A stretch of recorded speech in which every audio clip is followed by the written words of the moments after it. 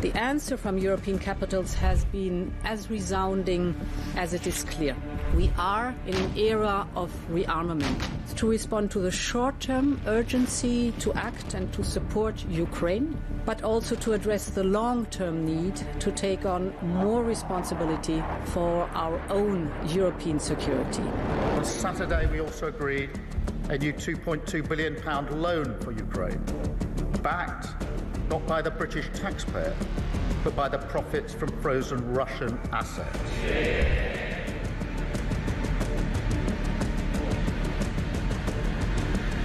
It is my pleasure to bring from His Majesty the King a letter. He sends his best wishes and his regards, of course, but he also asked me to bear this letter and bring it to you.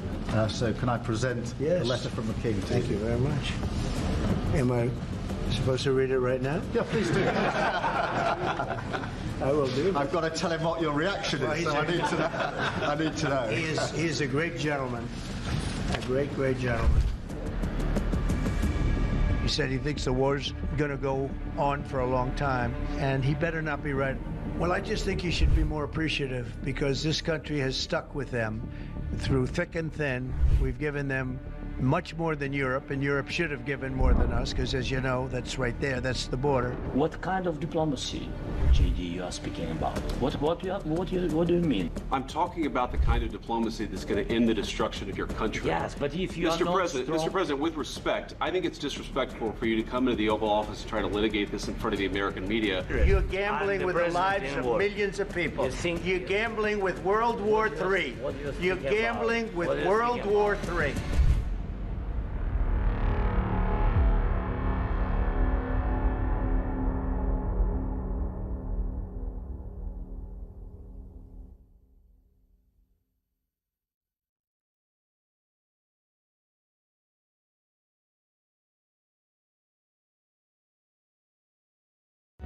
Across the UK, on DAB+, on your smart speaker, on your smart TV, and on your side. This is Talk.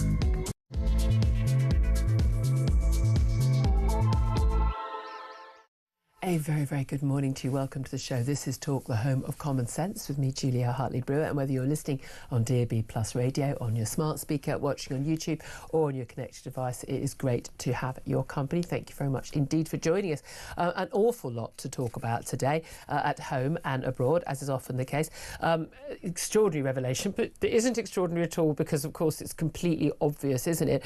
Britain may well get stuck with this Jew-hating, pro-Hamas channel migrant, who was identified by the Campaign for Anti-Semitism, not by our authorities. I mean, a charity can identify him, but not the authorities, bizarrely. This is due, of course, to human rights laws. That means that Abu Wadi, who called openly for death to all Jews, not just even ones in Israel, said the quiet bit out loud, didn't he, is in custody after following his arrest on Sunday night. 3 days.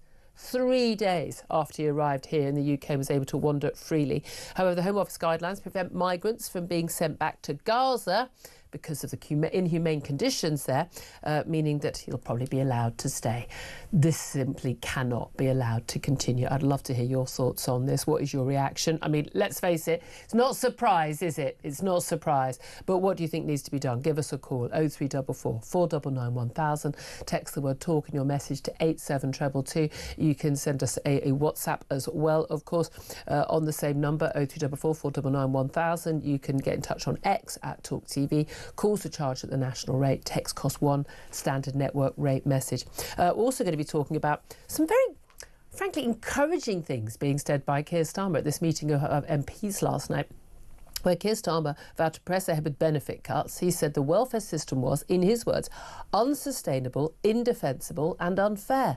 I wonder if a Conservative Prime Minister had said the same thing, he would be up in arms, though, about it, wouldn't he? But maybe he's got to the realisation that a £70 billion a year cost for our welfare system, as it will be in a few years' time, is genuinely unsustainable. Love to hear your thoughts on that. Plus, obviously, let's talk about Ukraine as well. Ukraine attacked Moscow with drones overnight, the biggest Ukrainian drone attack on Russia in 3 years.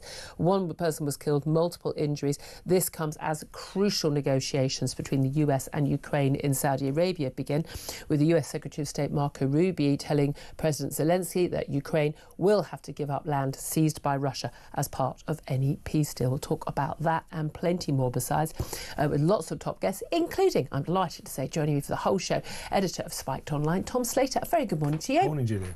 Where do we start? I'm going to start briefly on this tanker collision, just because it's so much dominating broadcast news, and again, a lot of it is because, you know, if it bleeds, it leads. It's a big picture of, you know, fire and smoke and destruction. But fires are still burning on an oil tanker carrying jet fuel for American defence fighters, and a cargo ship carrying highly toxic chemicals that collided in the North Sea on Monday morning. The news actually broke during my show yesterday, and we were thinking, well, you know, is this a big story? Turns out this is really unusual, and these are really, really big tankers, both of which are carrying chemicals and you know, oil that we don't necessarily want to have, or jet fuel that we want to have in the North Sea. But it does seem extraordinary that two vessels as large as this should collide. One, by the way, anchored and completely stationary, and as you can see from some of the footage of the radar, you know, this one of the ships just literally just basically tearing at great speed towards the oil tanker. One person is missing, the presumed dead. The search has been called off. Everyone else rescued, thank goodness. Worries about an ecological disaster, which no doubt will be massively overplayed by the BBC, Sky and ITV for the usual political reasons. But there is still an argument that, you know, that foul play has not been ruled out, because it's such a strange accident to have happened. No, whenever something like this happens, it always takes a while for the dust to settle. They're still putting out the fires, incidentally. Yeah. So we're really at the beginning of this. But there's always that question, was this simple old human error? Was there an element of foul play here? Did the technology, did the radar fail, or is it a mix of all of these different things? I mean, they were told it was quite foggy at the time, so if someone was on lookout, but you've got radar, but yeah. It's just, it's one of those things that people expect almost couldn't happen in this day and age, I suppose. But as we saw maybe with that kind of spate of airplane crashes in the US recently, these things do happen from time to time, and there will be a long kind of process to work out, you know, if any lessons at all can be learned from it. You would think there was somebody, in the same way air traffic controllers, obviously bigger concern because, you know, planes are flying to each other, you know, come down over an urban area and kill people, as has happened. But you'd think that there would be somebody who, in the Coast Guard, would be looking, going, hold on a minute, that's a very big ship. And that very big ship is heading right towards that other very big ship that isn't moving. It's getting closer and closer. It doesn't appear to be veering off course. Maybe we'll send a message to them to say, hey, you know, you're heading straight towards it, you know, we're told it was foggy and misty, but even so, you'd think the radar, but again, it may well be that somebody, you know, people weren't on deck, the watch wasn't on deck. Again, we don't work in this industry, but certainly everyone seems to think this is a rather strange event to have happened. Interesting that it is actually, what has been impacted is a cargo ship carrying, or an oil tanker carrying jet fuel for the US Navy. Seems, I suppose, at this time, questionable. I'm sure Elon Musk will blame it on Ukraine, like he blamed that a cyber attack on X, despite no evidence whatsoever. No, I'm sure he and many others will be connecting dots that probably shouldn't be connected, as they tend to do. But you're right. I mean, the fact that this was carrying that kind of fuel for the US Navy adds an extra dimension to it. More questions asked about. There's therefore more incentive, more motive potentially for this to be something that was intentional rather than just accidental. But as you say, you come back to that point of when you've got these cargo ships, these containers which are carrying potentially very polluting, dangerous chemicals and substances, the fact that there aren't more kind of layers of safeguards and technology. You think. It's the sort of thing you just naturally never dismiss human failure, cock-up theory. I mean, you know, these are nearly always the reasons, sadly, why these things happen. Anyway, we'll keep you up to date on any developments there. Let's talk about something which, again, you could say, oh, these are accidents that happen, and these things are going to happen, and these people will slip through into the country, and you know, and we do our best. This is a deliberate policy failure by this and all previous governments and by our courts, etc. This man, Palestinian Abu Wadi, who left Gaza. Again, I thought we're told that Gaza was a prison. So I don't understand how this guy got out of Gaza, for the start. But he arrived, we believe, in the country last Thursday. He was identified by the Campaign Against Anti-Semitism, not by authorities, not by the people whose job it is, whose wages we pay to identify who the hell are these people. He didn't sneak in under darkness. He was rescued by a Royal Navy ship on a Channel dinghy. Posted about it on Facebook. Nice to know someone's still using Facebook. Who knew? I mean, who knew? And you know, very open. I mean, and on the same Facebook page where he's happily posted pictures of himself with an assault rifle and calling for, you know, death to all Jews, let's kill all Jews, and openly supporting Hamas and Al-Aqsa and other people, you know, organisations involved in the 7th of October massacre. An all-round bad person who we don't want. I don't want him in Gaza. I definitely don't want him in the UK. He arrives in this country and basically seeking asylum here.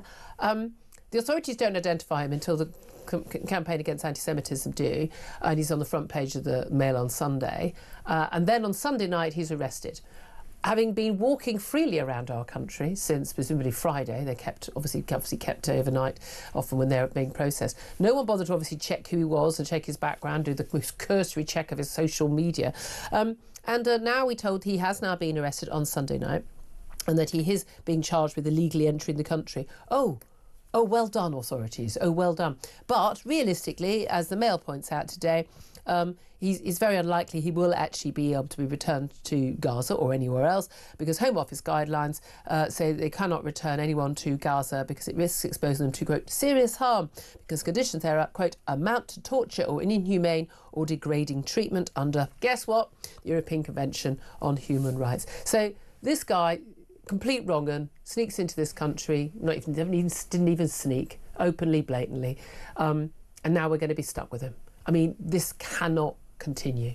I think it also says something about how little we've come to expect from our officials, from Border Force, that someone can openly broadcast the fact that they're an anti-Semitic, terror-supporting scumbag, and openly broadcast that they are crossing the Channel into England, and that when they managed to catch up with him within the space of a couple of days, we almost give him a round of applause. Yeah. I mean, I come, ready or not. That they managed to pull this one off. I mean, it's outrageous that, as the Mail is pointing out, it's very likely that they won't be able to deport him because of this difficulty they've had it with Afghanistan, they've had it with other countries, of not being able to send people back when they're coming from war zones or when they're coming from places controlled by terror groups or what have you.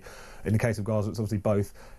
It's one of those things where you're also worried about the people who weren't broadcasting their intentions so clearly. We did have an anti-Semitic, Hamas-inspired terror attack shortly after October the 7th in Hartlepool. It was a Moroccan asylum seeker who had been floating around Europe for years, ended up in Britain around 2020, was so excited by October the 7th that he stabbed his housemate and a 70-year-old gentleman in the street. There are going to be more cases like this. You don't have to be some fire-breathing bigot to recognise that if you don't have a border whatsoever on the south coast, people will exploit that to do harm. And we know there's citizens. already, a dozen plus people who are on the MI5 watch list. Those are just the ones they know about. But they didn't know about this guy until the Campaign Against Anti-Semitism pointed it out. And if they can find... This is the other thing. This is my thing, yeah, exactly. It's one thing to say, like, why aren't the state on top of this? But also the fact that it apparently isn't even that hard to be on top of some of these cases. Like, anyone who knows their way around various social media accounts and knows what to look for can find this information. And the fact that the state, the people who are charged with keeping us safe, were not privy to this person. Didn't think it was worth looking for. I mean, I think my number one thing would be, every time you guys get off, photograph, fingerprint, look up, give us, what's your name? I mean, again, this guy's got two different names. They all have two different names. How useful, how convenient. It defies belief to me that we'll just wait. We're just going to wait for the next attack. Yeah. That's what we're going to do. We're just going to wait for the next attack. And then when we have the attack, we're going to light some candles and we're going to pray. We're going to sing "Don't Look Back in Anger," talk about community cohesion, and then we all move on to the next one. And that's what we do now, and that's what France does, and what Germany does, and Austria does, and Sweden does, and every other insane country that opened their doors to these people. And it just defies belief that people are going to put up with this madness anymore. And I really had to edit myself with the word madness there. And you would think we'd have learned this by now. I mean, ISIS were exploiting the migrant crisis in 2015 to go back and forth between Syria and we're open about it, blatant about it. Absolutely, and because of the fact that, again, because of this absurd situation that we had allowed to take place, people could show up with no documentation, you have no idea who they were whatsoever, could easily melt into the crowd, as it were, and disappear either into the black market or into terror cells in Belgium or France or elsewhere. How much evidence do we need to recognise that this is a clear route for importing terror? Absolutely. I'd really like to hear from you on this. What do we do about this? I mean, I don't even think leaving the European Convention on Human Rights is going to be enough on this one, because we know that our insane tribunal judges are just going to overrule and just say, oh, well, I still think, you know, my interpretation of the human rights law here. We're going to have a root and branch change. And it's something I know Lionel Shriver was talking about this on your Spike podcast on Friday. Which is must listen, I have to say. And she was saying, you know, I think, you know, this is what we actually have to abandon kind of the whole asylum system at this point. At some point, we're just like, this is not something that is even viable anymore. I think it was her saying it anyway. But I'd love to hear your thoughts. 0344 499 1000. Give us a call. And this is very much linked in this story. And this is these are some stats that have only been obtained through freedom of information requests made repeatedly by the Centre for Migration Control, because the government does not put out this information, and it's been very difficult to get hold of it. Even I think Denmark was the first European country to actually do it, to actually look at. You know, who is committing crimes in this country? And again, people, can everyone please stop being racist and xenophobic? No, and bigoted. No, facts are none of those things. Facts are facts. And the facts are absolutely astonishing.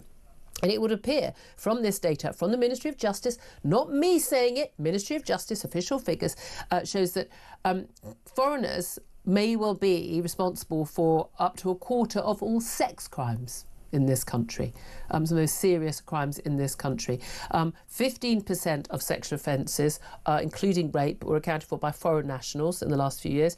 A further 8% of convictions were recorded as unknown nationalities. Well, you can guess if someone's British or not, can't you? There's giveaways. So we're going to have to assume realistically that those are also foreigners. So even though just 9% of the population is foreign born, is a foreign nationality, we are looking at 23% of all offenders convicted of sex crimes are foreigners. That tells you something. And crucially, two nationalities in particular, Afghans and Eritreans, who are very large percentages of Channel migrants, by the way, are some of the worst, most profligate offenders, more than 20 times more likely to have a sexual offence conviction than a British citizen.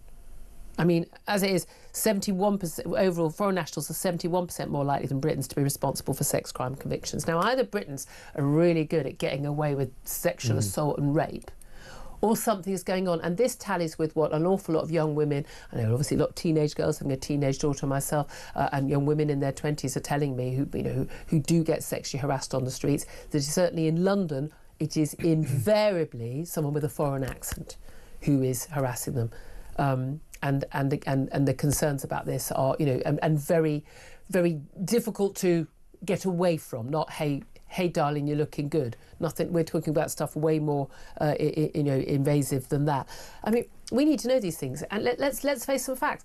Men coming from countries where they have a very different attitude, different culture, certainly different attitude to women and what women should wear and how women should behave and women's equality, are going to treat women differently. And you only have to travel in the Middle East to see that. I've been to Egypt many, many times scuba diving, and it is blatant and obvious, and anyone who's pretending it isn't true is frankly just keeping their eyes closed.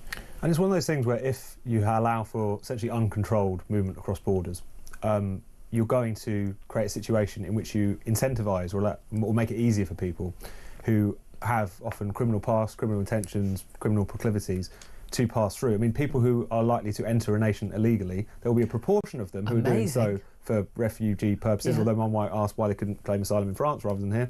Nevertheless, there will also be a large proportion of them who are just criminals, who do a lot of other illegal things. I know, we're all shocked by that. And we've seen in some of those crazy asylum cases, people who turned out they weren't fleeing war or persecution, they were fleeing sexual assault crimes, murder crimes, all sorts of other convictions in other countries. Yeah. And that's why they've ended up in this over here. So you don't have... this is a kind of common sense point that if you're effectively incentivising some of the criminal elements to be able to enter your country quite easily and to stick around, then this might happen. It's not to say that everyone who comes from a particular nation is like that. It's not to say that there are these issues. We're almost selecting for the wrong ones in the way in which we deal with this problem, and then people turn around and are surprised. And then the bleeding heart liberals treat them as victims, again, by default. It's just extraordinary. I want to hear from you on this. I want to hear from you, obviously, on getting stuck with this Palestinian migrant. We're going to be stuck with him, and he won't be the only one. There'll be others, again, who somehow managed to get out of the prison that is Gaza. I'd love to hear your thoughts. Give us a call, 0344 499 1000. What do we do about this? What is your reaction? What do we do? What do we do about this? Because I don't think not doing something is an option anymore. And I think the Uni Party, the Labour and the Tories, who think that you can not do something about it, or you can talk about doing it, or go through the motions of doing it, which is what the Conservatives did for the last few years. Good luck with that. I don't think the British public are going to put up with it much longer. I think this stuff is out of the bag now. People are aware of it, people can see it, and people are not willing to put up with it anymore. And I'll tell you particularly one, women. We're done. We're done with this. This is impacting us more than anyone else, and we're not happy about it. I'd love to hear your thoughts. 0344 499 1000. So much more to talk about, including Ukraine, the unfair welfare bill. Not me saying that, I mean it is, but Keir Starmer. Also that prospect of that by-election in Runcorn. What are Reform's chances, and what is still going on? The battles between the key figures in Reform, and rats feasting on the piles of rubbish in Birmingham. It turns out, bin workers, they really are the essential workers. They really, really are. All that coming up. This is Talk. We are the home of common sense.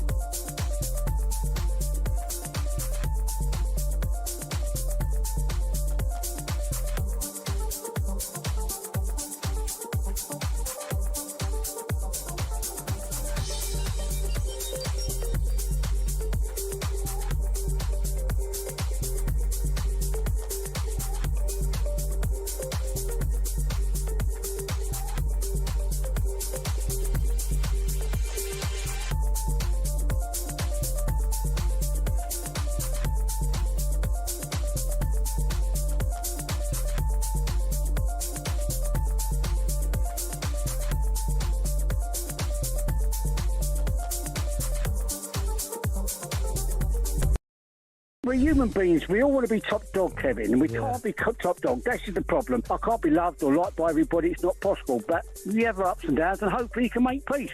Although I'm divorced, I still see my ex-wife. She still works for me, so it shows how good it is. If you can work that out, then I'm sure Nigel and Rupert can work it out, except I know that Nigel and Rupert can't. But I do think, you know what they say, Herbie, a week is a long time in politics. By the time we go to those local elections, I think people will have forgotten about this. So after they've broken into our country illegally, and we've put them in a 4-star hotel and given them £43 a week, given them free food, free doctors, free dentists, free lawyers to fight their case to stay. After we've done all that, we then spend money on, for example, for them to enjoy trips to the zoo, tennis lessons, visits to football stadiums, days out, language lessons, and across the UK on DAB+, on your smart speaker, on your smart TV, and on your side. This is Talk.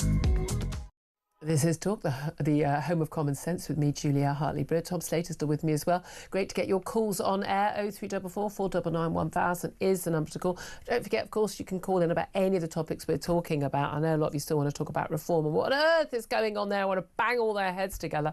But let's go to Andrew. He's on the line in Hertfordshire. And Andrew, you want to talk about this Abu Wadi, and basically he's one of us now. We're stuck with him.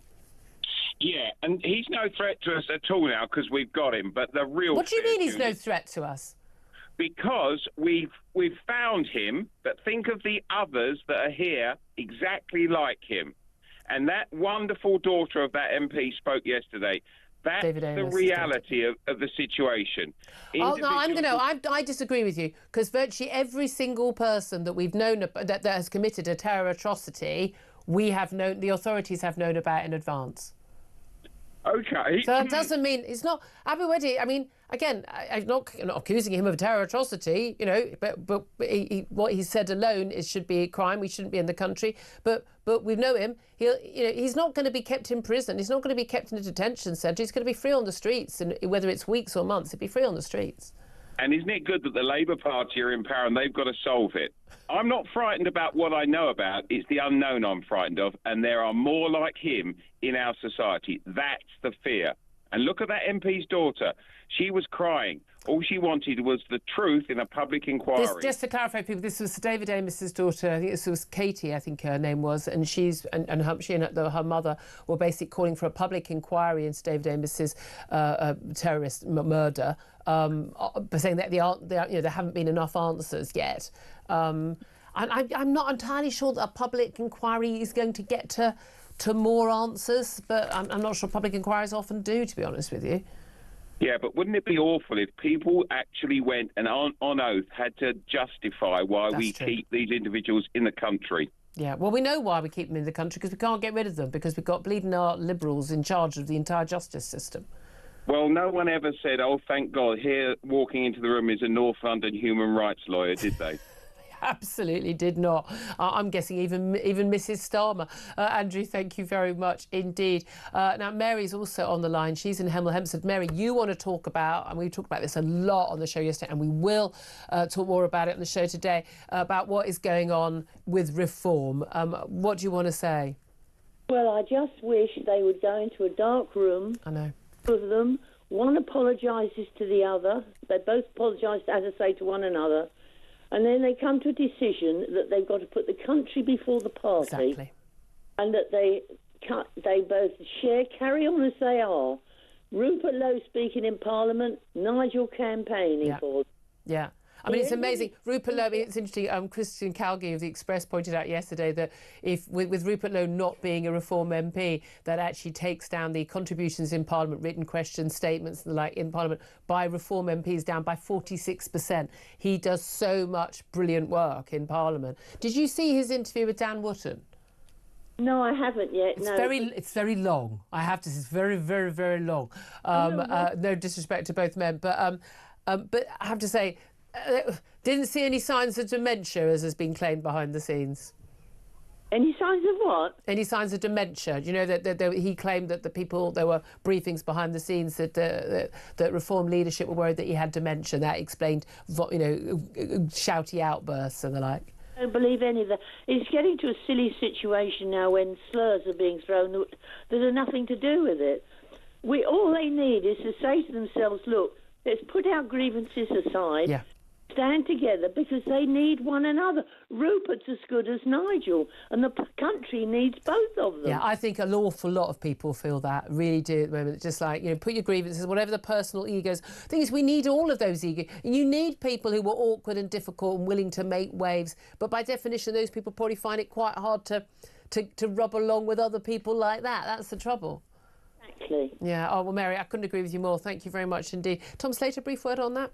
No, I think the truth in all of this, and we'll find out in time, probably somewhere in the middle, particularly where reform is concerned. I think there is clearly a sort of backstory of Nigel Farage falling out of love with a lot of people that he'd worked with, shall we say. But at the same time, I mean, to openly go to war with your own party leader in the press is always going to spark a reaction. That's the thing. Plus, you can't criticise your themselves. boss, effectively, and that's part of the deal. Labour, Tories, Lib Dems, doesn't matter. You don't get away with doing that. No, absolutely. And there's always egos in politics, and sometimes people can get a little bit ahead of themselves. Sometimes they've been retweeted by a few prominent people, and then suddenly they decide that they could run the show better. This is not new. But I suppose it's how out in the open it is. The fact that it involves quite serious allegations, but ones that both sides have very different versions of events on. Absolutely. So in time will tell, I suppose. Indeed. But again, you've got Runcorn by-election coming up. A lot of people will say, look, we haven't got that time if we're looking at, bringing some sanity to the political situation. Anyway, love to hear your thoughts on that, your thoughts on Abu Wadi, our new friendly arrival, Mr. Let's Kill All Jews. And we're going to be stuck with this guy because we've got an insane human rights set of lawyers who basically think these people have more rights than we do to our own safety. It's madness. I'd love to hear your thoughts. 0344 499 1000. Up next, we're going to be talking to the former Defence and Foreign Secretary Sir Malcolm Rifkin about what is going on with those Ukraine peace talks taking place.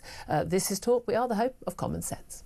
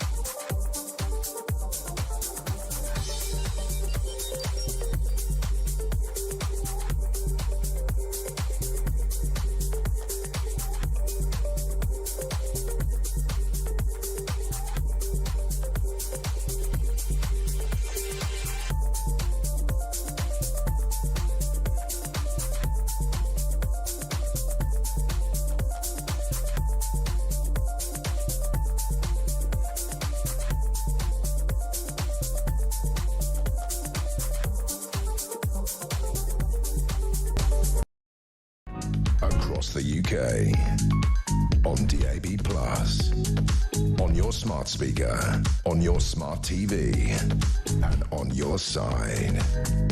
This is Talk. A very good morning. Welcome back to the show. I'm Julia Hartley-Brewer and this is Talk. Right, let's turn our attention to events in the Middle East right now that involve Ukraine. Of course, we've got those peace talks starting today involving the Americans with the Ukrainians. President Zelensky, who was visiting the Crown Prince of Saudi Arabia, has already gone home, but his advisors, his chief negotiator, will be meeting with the US Secretary of State Marco Rubio and others to discuss the start of peace talks with Russia, effectively. But we've already had a warning from the Secretary of State of the United States saying that basically Ukraine is going to have to cede territory to Russia. I think we all knew that was going to happen. This follows a massive drone attack on Moscow, which left 1 dead and many injured. Biggest drone attack in 3 years. Well, let's talk about all of this right now with Sir Malcolm Rifkin. He's former Defence and Foreign Secretary and joins us now. Very good morning to you, Sir Malcolm. Good morning. First of all, the significance of these peace talks taking place in Saudi Arabia and the fact that it's Ukrainians meeting, but not Zelensky meeting with senior American figures, rather than obviously with the Russians as well. Is this kind of the most likely way we are going to see any peace being actually agreed? Well, in one sense, this is a very proper first step, because the Americans' role is supposed to be to mediate between Ukraine and Russia to see if a ceasefire can be agreed. Now, they say what the purpose of today's meeting is to find out from the Ukrainians what is their bottom line, what are the points they're prepared to concede in the course of a negotiation. And then what should happen is they should have a similar meeting with the Russians to find out what are they prepared to compromise and concede. Now, the worry for the Ukrainians, and not surprisingly, given some of the remarks that President Trump has been making, is that the Americans aren't quite seeing it like that. Normally, you have a mediator who does not have a personal opinion that influences their action. They try to bring the two sides together. In this case, Trump is already telling the Ukrainians, either directly or through Marco Rubio, what they will have to concede to the Russians. That's a very unusual situation, because the prime question, if I was Zelensky meeting Rubio today, I'd say, well, I'll tell you what my bottom lines are and where I might have to compromise. You tell me what you're going to insist from the Russians they have to compromise. Yeah. Let's see if it adds up together. And we really haven't had any demands, certainly publicly, from the Americans of the Russians. It's worse than that, Julia. Not only have we had no demands from the Americans, they've already told the Ukrainians in public, in public, not privately, what they expect they will have to do. Now, that is a disgraceful way of behaving. I'm not a member of the government. I can say exactly what I feel. It's a disgraceful way to say you are a mediator, but you are publicly not only telling Ukrainians, but informing the Russians what the Americans expect to happen. Yeah, indeed. That is not diplomacy. That is it has been. I'm very much in agreement with you that I think America's behaviour, or Donald Trump's behaviour, backed up by Rubio and others, and J.D. Vance, has been absolutely extraordinary on this. I'd make a distinction between Rubio and J.D. Vance. Rubio has got a lot of experience in this area, and I think he will try, I emphasise try, to be as sensible and reasonable in the role he has as Trump allows him to be. Yes. At the end of the day, he takes orders from Trump, and that limits his options. Absolutely. I mean, lots of people are saying, there seems to be this argument, well, Ukraine can't win, but then, and Russia is winning. Well, I mean, Russia hasn't even been able to take back all the territory in Kursk that was seized. Well, look what's happened overnight, Julia. Yeah. Moscow has faced the largest military attack it has experienced since 1945, since the Second World War. And this is by Ukraine, which Trump implies is so weak, it's got no cards left to operate. And despite all the handicaps they're operating under, I continue to be amazed by what the Ukrainians are achieving. Why are they achieving it? Because they're fighting for their own country. But there was some fighting for your own country. It's rather different, indeed. You don't have when you're attacking somebody else's. There was some talk in the last 24 hours about America restarting not just military aid but intelligence sharing. Are you hopeful at all of that? And is that will that be in return for this mineral deal? Because I suspect what we'll let me get. finish your question, Sir Malcolm. But I'm so sorry. But I know we have limited time. No. But we've been told repeatedly by Trump that these things weren't linked. But of course, obviously, if Zelensky was going to offer a mineral deal, then sign up to that, which we now told he would do. I think he's been told by the Brits, by the French, look, you're going to have to sign up to this and just keep your fingers crossed. But this is your only chance of getting US military aid back. Do you think that's what's going to happen? Well, we know what Trump's normal tactics are, whether it's economic tariffs and trade or whether it's pushing Ukraine. It is to punish them in a particular way and then to reverse course. And then, but having reverse course, perhaps to go back to where you started off a few days later. Yeah. So Trump is perfectly capable of restoring some weapons supplies, intelligence cooperation for the time being. But if at some stage the Ukrainians aren't doing what he wants, he could switch it off, pause it, to use his euphemism for what he's doing. It is not a very creditable way, and it's actually destroying America's reputation in the wider world. Because when you have a president who behaves like that, not just very exceptionally, but all the time, it's not just a question of the reaction of European countries. Around the world, they're all watching the Trump administration and saying, God, if this is the kind of foreign policy he's going to pursue for the next 4 years, then America is no longer a country we can look up to and admire in terms of the government it currently has. Well, not even look up and admire, but we can simply trust to be on our side. I mean, that is the issue. There's no doubt at all that Donald Trump feels that Putin is a man he can trust, a man he can do business with. Well, Putin on the other side. allow me, I would put it slightly more gently than that. No, I don't actually think Trump probably believes that, but he wants Putin to think he believes it in order to encourage Putin when he and Trump meet, to see Trump as a friend, as an ally, and therefore it is just possible that Trump then will produce what Trump says you, Mr. Putin, have to offer Ukraine in order to get this deal running. I'm a friend of yours. I speak as a friend, not as an enemy. That kind of thing. That's the sort of mentality. I mean, that would imply a sort of level of 4D chess that I just don't think that Donald Trump has actually demonstrated in the past. When you think back to his first time, people say he's this amazing deal maker. I mean, you know, yeah, how did that work out with Kim Jong-un? How did that work out with Xi Jinping? How did that work out even when you replaced the NAFTA deal with Mexico and Canada? I mean, you know, there's no evidence actually that he is a great deal maker. No, that is right. But what he is good at, if good is not the wrong word to use, he's good at making serious threats as to what will happen to you if you don't go along with what I'm saying.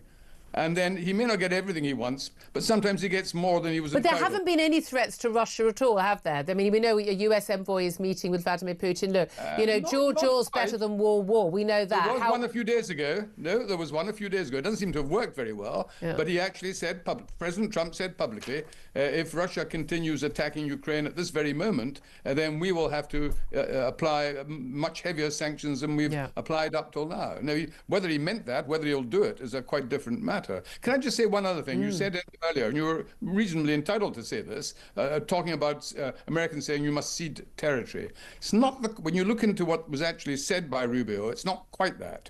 It is basically what Rubio has been saying, because cede territory means you actually hand it over permanently, recognizing it's no longer Ukraine.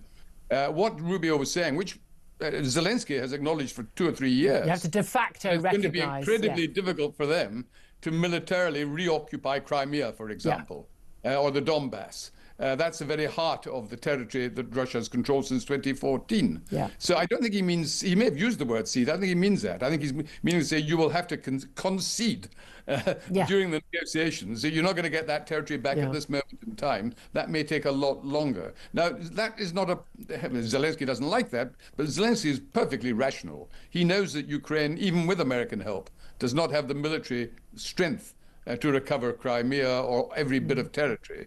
So the question is how much territory that Putin grabbed 3 years ago has to be returned. But the crucial issue there is also a guarantee for the remaining Ukrainian territory, and that's what has been missing. Still just finding there's still some talk about obviously this coalition of the willing, which Keir Starmer and Emmanuel Macron of France are trying to put together. Various different countries, we understand, are saying they're willing to help, but certainly don't want to get involved in any fighting. We're talking about a peacekeeping force if there were a ceasefire. Many countries say, don't really want to get involved, don't want to put troops on the ground. We know countries like Cyprus, decades on, peacekeeping troops still there. Do you think it is likely we will see British troops as a peacekeeping force if and when we see a ceasefire in Ukraine? Well, I don't know, because the British government and other governments haven't said yet what they mean by peacekeeping forces. Are they going to be people prepared to go into combat if the Russians went into Ukraine at some future date? Well, that would seem to be... I would certainly think that was a basic, but... Well, in that case, you need a heck of a lot more troops than they're currently talking about, and a lot more ammunition and weapons. So I'm a bit sceptical about that. Right. I'm afraid I've got to go on to another commitment. No, that's fine. I was just about to end anyway. Sir Malcolm, thank you very much indeed. Really appreciate you joining us. Sir Malcolm Rifkin, former Defence and Foreign Secretary. He said time was tight. I think it was his time that was tight. Tom Slater, editor of Spiked Online. Are you hopeful at all about these peace talks in Ukraine? I mean, and also particularly America playing this role of mediator when, well, we thought they were on Ukraine's side, the victim of the aggression. Now they appear to be on the aggressor side, Russia's. No, absolutely. I mean, you've got kind of one or two options in terms of how you want to read this. One of which, as you say, is that they're playing some kind of dazzling game of 4D chess, of some kind of negotiating masterstroke, where even if we don't understand it now, when all the chips fall later. So it's clever, but there is often this tendency of Donald Trump, there's just like a hole in the wall, people draw a circle around it and say, look, this was always the intention. But nevertheless, it's one of those things where it's hard not to take what has been said seriously. You can't go around saying that you're trying to be the impartial mediator and then suggest that Putin is someone who wants peace, meanwhile Zelensky is some kind of recalcitrant dictator. A dictator, warmonger. And going around, yes, he threatened sanctions against Russia if they continue to pound parts of Ukraine, as they have done in recent days, but he has also followed through on removing intelligence and potentially military support in the pipeline for Ukraine itself. Which so has again, cost lives. You're seeing that disparity between how these two sides are taken.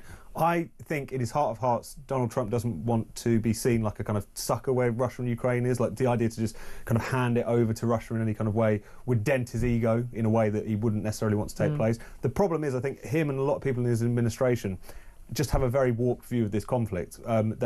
They've gleaned towards a tendency on sections of the American right to see Ukraine not just as not their problem, but like as in the actual malign forces here.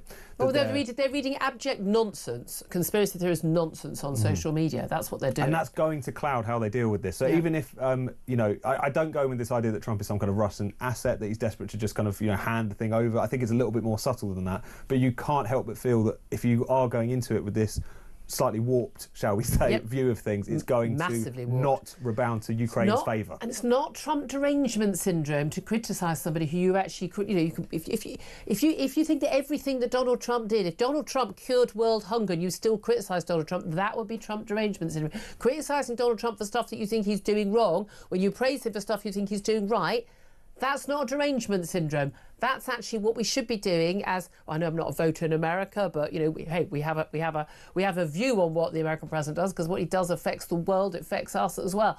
But we're allowed to give our opinion without being accused of being deranged in our hatred of somebody when we're clearly not. Maybe read Douglas Murray's piece in The Spectator, which he points this out, and he's been a big fan of a lot of the stuff that Donald Trump has done.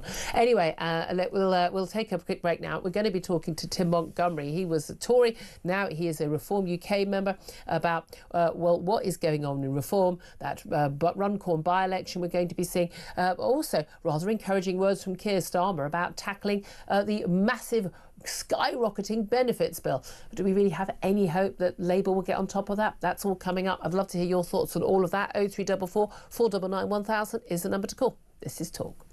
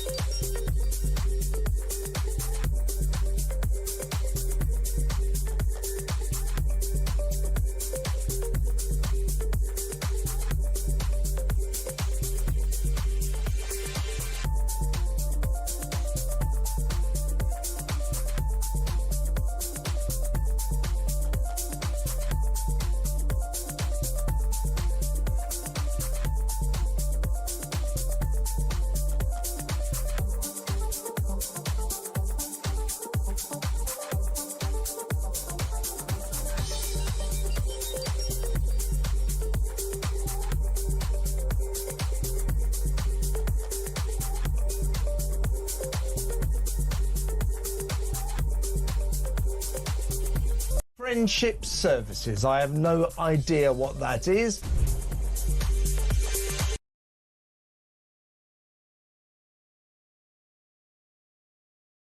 The text I wrote to Rupert basically forewarned him that the playbook that Zia Youssef uses and Nigel uses for setting people aside in the party that they don't like is one of calling them into question, discrediting them and sacking them. And so when people then put up their defense for what the accusations have been, they're dismissed as being, those are people who've already been discredited and dismissed, and they're rubbish in that process. We're human beings. We all want to be top dog, Kevin, and we can't be top dog. That's just the problem. I can't be loved or liked by everybody. It's not possible. But we have our ups and downs, and hopefully you can make peace. You know, although I'm divorced, I still see my ex-wife. She still works for me, so it shows how good it is. If you can work that out, then I'm sure Nigel and Rupert can work it out. Across the UK, on DAB+, on your smart speaker, on your smart TV, and on your side. This is Talk. This is Talk, the home of common sense, for me, Julia Hartley-Brewer. Just some breaking news for you. We've got the sentencing today of the crossbow killer. That's Kyle Clifford, responsible, obviously, for the death of three women, two sisters and a mother, and he has refused to attend court for his punishment. Yet again, we are in a situation where got another person convicted of horrific crimes, rape and murder, refusing to attend court and facing the day where they get to hear, witness statements and impact statements from the loved ones of those who they've killed. And yet again, and Mr. Justice Benathan, who's delivering the sentence today, said he chose not to force Clifford to attend via a video link. And he said the prospect of putting a man in a wheelchair, because this man shot himself with a crossbow and is therefore paralysed, in restraints, and the disruption it would cause to proceedings. He said that if the defendant lacks the courage to face today, so be it. Nah, I'd drag him in, kicking and screaming with a gag in his mouth, and just make him just lie there on the floor and listen. Is it just me? You committed the crimes, you've been convicted, you will face the judge, you will face the family and the victims. Do you not think, Tom Slater? I mean, it's one of those things, isn't it, where even though I'm sure there are good arguments on the other side as to why, certain defendants' rights have to be maintained, your gut in situations like this are like, who cares? Like, this is one of those things where the Southport Axel Ruda Kavana case, you just think it's that final insult to the victims and their families for them to either disrupt or to not attend. Yeah, no, you will whatever. Be in the court. End of. Seriously, we'll just gag you. I really feel strongly about this. It's just like, no, this is part of the deal. It's a part of the justice process. Right, look, let's turn our attention right now to what is going on in British politics with Tim Montgomery. He's a former Conservative number 10 advisor. He's now defected to Reform as a member of Reform UK and joins us. A very good morning to you, Tim. Yeah, good morning. I've gone from the devil to the deep blue sea, I think. From the well, I have to say, I mean, we've heard over the last few years, one of the problems with the Conservative Party is like it's a very broad church. And there comes a point when you go, well, when you're taking in the Lib Dems as well as Conservatives, then effectively you're no longer a sensible church. You've got no meaning, you've got no beliefs. What do you stand for? And a lot of people are hoping that under Kemi Badenoch and her leadership, that the party will move to something more sensible. And we're seeing some mutterings along that way, but nothing really solid. But Reform UK have been doing very well in the polls. They were at top of a number of polls, consistently showing certainly above the Conservatives. And then we've had this big storm with Rupert Lowe and Nigel Farage. It does appear to be it's been Rupert Lowe and all the other leadership and members of Parliament for the Reform UK Party. Rupert Lowe did a big interview, very lengthy interview with my good friend Dan Wootton yesterday. Watched all of it, managed to get through all of it. Certainly he was able to put paid to these suggestions behind the scenes that he may be suffering from dementia and there's problems with his faculties, because clearly there was no problem there. But what do you make of that battle, and what are people inside Reform saying? Well, Julia, I've only been a Reform member for 3 months, so it's sort of still a new family to me, and it's not quite as dysfunctional as the Conservative Party, nowhere near as dysfunctional as the Conservative Party, but it certainly has its tensions. And I think partly the best way I could describe it is I was aware of the tensions between Rupert Lowe and Nigel Farage really from the earliest couple of weeks that I was a member.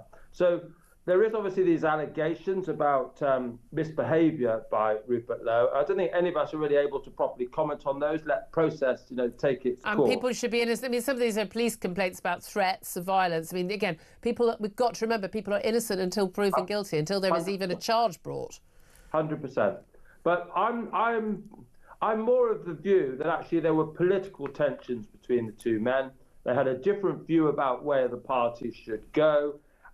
Rupert Lowe, I think, was becoming quite impatient about some of the points that he was making. And Nigel Farage decided this was not a tension that he would tolerate. And I think these allegations of misbehaviour were more of a cover for something that he wanted to do anyway. Okay, so you're saying these are political differences rather than personal ego differences, because a lot of people think actually it's more about personal ego on both men's parts. I think it's more about the political strategy that Reform are having to go through. So Reform at the moment are about, say, 20-25% in the opinion polls. If they are to get to the position where they could be a majority party, they need to add about 10% or more of the vote. And that's what Nigel Farage is obsessed about. How does he get to that new level? You may have noticed, Julia, he's hardly talking about immigration anymore. He regards immigration almost as a banked issue. He's trying to think, how do we reach those new voters, particularly female voters who haven't been, typically associated with Reform? So as he does this, typical process of extending a party's appeal, there are lots of people in Reform, and lots of people in Reform have seen it in people like me joining. They're thinking, are Reform selling out? Are they giving up on their, traditional views? And the danger, I think, why Rupert Lowe's falling out with Nigel Farage is different from previous differences, is Rupert Lowe could lead that faction inside Reform that is worried about selling out. Right. So I'm behind Nigel Farage. I think basically his strategy is right, but I think he does need to be more collegiate. I think he does need to find That's more an ongoing issue. This complaint from Rupert Lowe in that Mail interview about, this is, a protest party led by the Messiah. We need to move on from that. But as you say, that's what Nigel Farage is trying to do. And it's perfectly obvious to me why you don't need to keep talking about immigration. Anyone who's seriously concerned about the immigration issue, both uncontrolled mass legal migration and illegal migration, if they're looking at Reform already gone over to Reform. So done, 100%. Tick. As you say, you need to appeal to more people. And actually, Rupert Lowe talking about mass deportations of illegal migrants, which I'm fully in support of, and I think it's bizarre that everyone in the country isn't in support of, doesn't help broaden the base of the party to get elected. But this is what it comes down to, isn't it? It's, do you want to be a purist, or do you want to get elected and get some of your work done? And this is the thing, isn't it? Nigel Farage says, basically, I want to get into power. Yeah, and I don't mind that, Julia. Yeah. I think I wanted to be in power. It isn't a greedy thing. Is if you believe in your principles and you want to enact them, you have to be sensible. You have to be strategic. Yeah. The only criticism I make of Nigel is just, he has in the past succeeded as leader of UKIP, the Brexit Party, and Reform, by being sort of very draconian against critics, because some of those critics have been nasty, they've been unacceptable. I wouldn't put Rupert Lowe into that category at all. I'm disappointed that hasn't been more of an effort made to keep him in the party. And I think as the party goes forward, if it isn't to avoid the kind of continuing split that we've seen over the last few days, Nigel just needs to find a way of running a more sort of parliamentary system-based party. Well, there's lots to talk about. Ben Habib, who sort of left the party as deputy leader, he was ousted, left under bad terms. That he's sort of saying to Rupert Lowe, we form a splinter group. But again, we can't, we can't afford to have the right split any more than it already is split in this country, can we? We're really getting into the People Front of Judea factions here.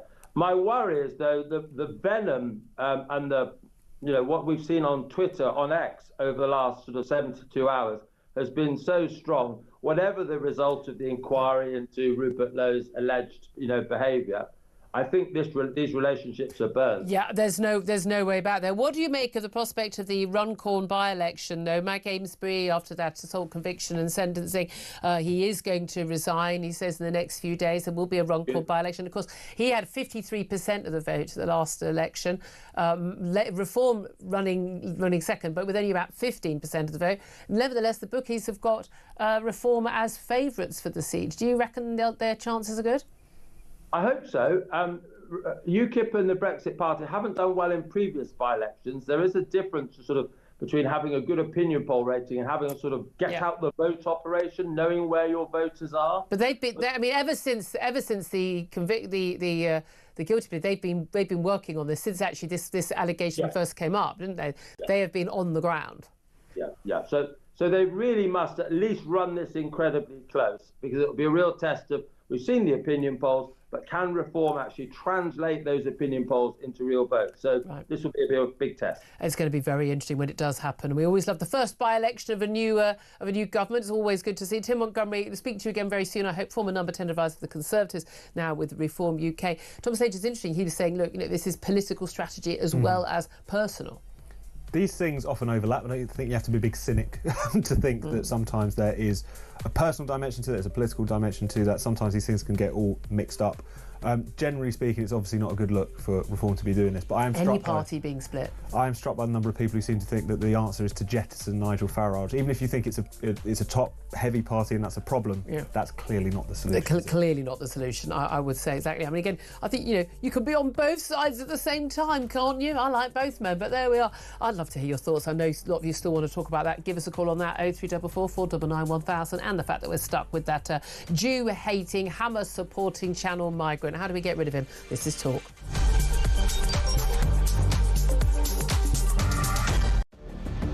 I can announce this government will begin the biggest sustained increase in defence spending since the end of the Cold War. We will deliver our commitment to spend 2.5% of GDP on defence, but we will bring it forward so we reach that level in 2027. The answer from European capitals has been as resounding as it is clear. We are in an era of rearmament to respond to the short-term urgency to act and to support Ukraine, but also to address the long-term need to take on more responsibility for our own European security. On Saturday, we also agreed a new £2.2 billion loan for Ukraine, backed not by the British taxpayer, but by the profits from frozen Russian assets.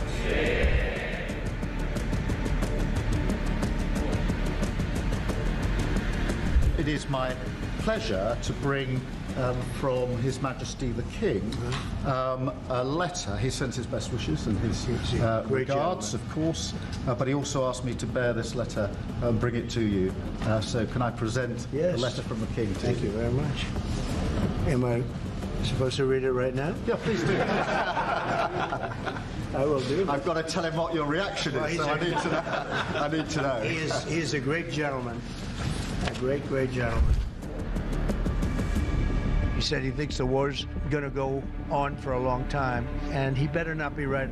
Well, I just think he should be more appreciative, because this country has stuck with them through thick and thin. We've given them much more than Europe, and Europe should have given more than us, because, as you know, that's right there, that's the border. What kind of diplomacy, JD, you are speaking about? What do you mean? I'm talking about the kind of diplomacy that's going to end the destruction of your country. Yes, but if you are not Mr. President, with respect, I think it's disrespectful for you to come into the Oval Office and try to litigate this in front of the American media. You're gambling with the lives of millions of people.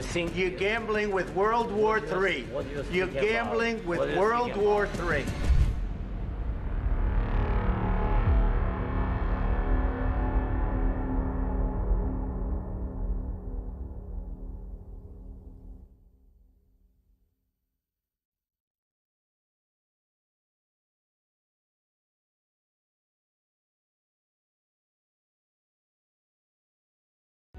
Across the UK, on DAB+, on your smart speaker, on your smart TV, and on your side. This is Talk.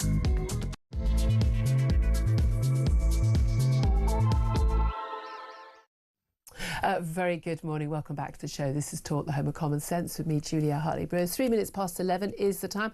And whether you're listening on DAB Plus radio, on your smart speaker, watching on YouTube or your connected device, great to have your company. Great also to have the company of Tom Slater, editor of Spiked Online. Aloha once again. Coming up in this hour, I'm going to talk more about that Jew-hating pro-Hamas channel Migrant, because that's a fair description of what he is, who we're now stuck with due to human rights laws. Palestinian Abi Wadi, who called for death to all Jews. Not just the ones in Israel. He said the quiet bit out loud. He is in custody following his arrest on Sunday night, but only after Mail on Sunday wrote a big story about him, and only after the campaign against anti-Semitism identified him.